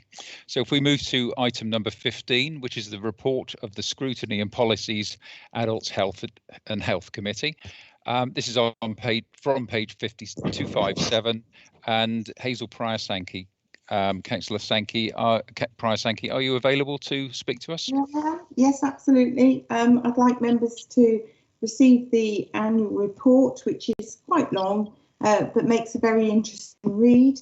I'd like to thank personally all those officers who've worked with us over the year, and the members who participated, Mark Healy as my vice chairman, but more importantly really is I'd like to thank all those care staff, NHS staff and all the partnership working across the whole of Somerset, especially the districts, particularly on homelessness issues, for their sterling work. And I think together we can do it, and together we can make a difference. So I'd like to thank everybody for that involvement. Happy to take questions, Chair. Okay, thank you very much, Councillor Price-Hankey. Any questions? I've got David Huxtable's hand. Is that David? Would you like to speak to us? Oh, thank you, Chairman. It would be remiss of me not to thank Hazel for the hard work she does in chairing this scrutiny committee. She's been very helpful and constructive all year, and I'd like that to go on record. Thank you, Chairman. Thank you, Councillor Huxtable. Right, so we're moving to item number 16, which is the report of the Scrutiny for Children and Families Committee. This is from page 267, and Lee Redmond. Councillor Redmond, are you available to speak to us? Chair, thank you for the opportunity to speak to the paper that's listed. I want to start by thanking all officers for their time, effort and contribution in helping the committee run and helping us address and deal with the items. I'd like to make a special personal thanks to my Vice Chair, Councillor Rod Williams, has helped me steer the committee, and his work is wonderful in support of what's going on. I'd just like to quickly draw members' attention to item number 1.4 of our agenda. It seems an ongoing issue, but I think if I keep repeating long enough, we should have someone hear us about it. We have some vacancies for our co-opted members. Governors are welcome to come and join us. It does say there that they're only limited to vote on education items, which is true, although anyone that's been to one of my meetings will see the fact that I try to be as inclusive as possible. So although they're only able to vote on education items, members of the committee are able to contribute, and I think there's some really exciting work ahead that we could use people's skills for. So if you know of any governors that are looking for a little bit of extra, then they're welcome to make a representation to join the scrutiny committee as a co-opted member. You can see from the report the breadth of work that the committee has done. We were always overrun. We're always keen to get more work, and I'll again use this opportunity to remind all members of committee and any officers or anyone associated with the council that anyone is welcome to put forward suggestions for items that the committee may want to look at. Those could be forwarded either through me or through our clerk to make sure that we can look at as many items as possible. Chair, I'm really excited by the fact that we're doing our task and finish group now, and would ask that we get as much support as possible for that. To look to the task and finish group is looking to minimise any potential impact that any transition, should it arise, have on children and families, and be ahead of the game, so that we try to learn from A, people's experiences that have been through it, and B, from people looking forward and thinking we need to be aware of this as early as possible. So I'd ask members to press that. And finally, Chair, thank you Vice Chair for allowing me the time. I'm happy to take any questions should anyone have them. Okay, thank you, Councillor Redmond. Members, are there any questions for Councillor Redmond? No. Okay. Mr. Chairman, Mr. Yes. Vice Chairman, I'm really sorry. I can't raise my hand on the machine. I'm in real trouble, but I would very much like to have. Do proceed, please. Is that Councillor Nicholson? It's Councillor Nicholson. I'm terribly sorry. Please proceed. Thank you very much. I wanted just particularly to put on record my thanks to the whole committee, to the officers that support them, and particularly to the chairman and the vice chairman for their dedicated hard work over the year and their absolute commitment to the children of Somerset, which is wholly welcome. Just to express my thanks. Thank you, Mr. Chairman. Thank you, Councillor. Item 17, the report of the Scrutiny for Policies in Place Committee. Do we have Councillor Grosskop? Are you available to speak to us, Councillor Grosskop? Yes, thank you, Mr. Chairman, and congratulations on your appointment. Yes, I'm Anna Groscop. Committee of Policies in Place does have a chairman, and I would like to say thank you to everyone who's contributed to our meetings for the time and effort that you have put in to try and make our decisions better. Our main item at every monthly meeting that we've had in the last year has been about capital and revenue budgets. And I thank the financial team, Jason Vaughan, and the Cabinet member for always being present at our meetings and explaining the finances of our council as clearly and as succinctly as they can, and they look to improve that in the future. Another item on our agenda has been climate change and carbon emissions. And I thank very much Councillor Filmer and Councillor Munt who have taken part in the strategy to bring this forward. And also thank Faith Purbeck for her excellent presentations on One Somerset, which has helped us to understand more about the unitary authority and the way forward. It's been a very interesting year. I've enjoyed meeting with the other chairs of Scrutiny, trying to improve all aspects of scrutiny for our county council, and I would like to thank everyone for bringing their reports and every bit of information they can to scrutiny before the decision is made at Cabinet, because this makes us feel much more needed and able to influence decisions. I thank Anne Bown and all my committee who have been tremendously loyal and have worked so hard for the last year. Thank you very much indeed. I also would like to mention Jamie Jackson, who has been my support officer over the years, but is off sick at the moment, and I thank him profusely for all the help and assistance he's given me. Thank you. Councillor Goroskop, thank you very much. And councillors, thank you very much for all of your reports. To your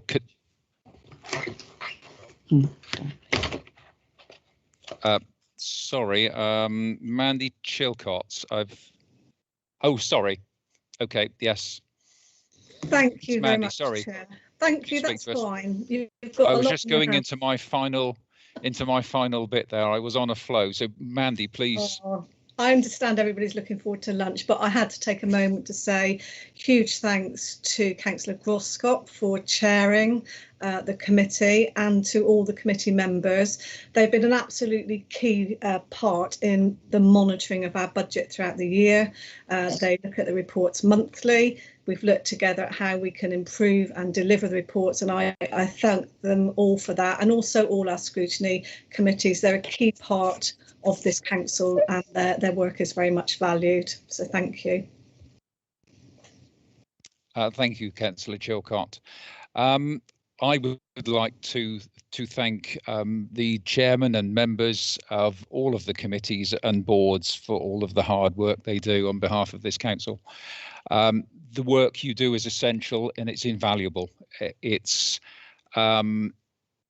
There is so much good work that is done, and please, anybody who feels that they can give some time to support any of the committees, please do let it be known that you would or could help out in that way.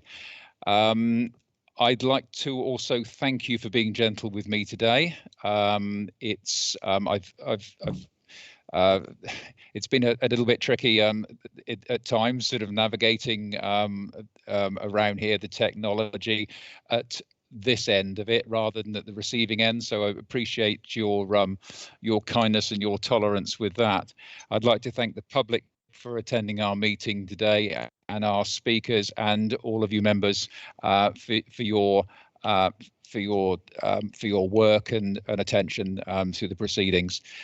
Can I also thank Karen Nicholson and Karen Nicholson and Carol Spencer, who's been doing the signing today. That's the lady that's been working really hard there with her colleague, and it's very much appreciated for what you do for us.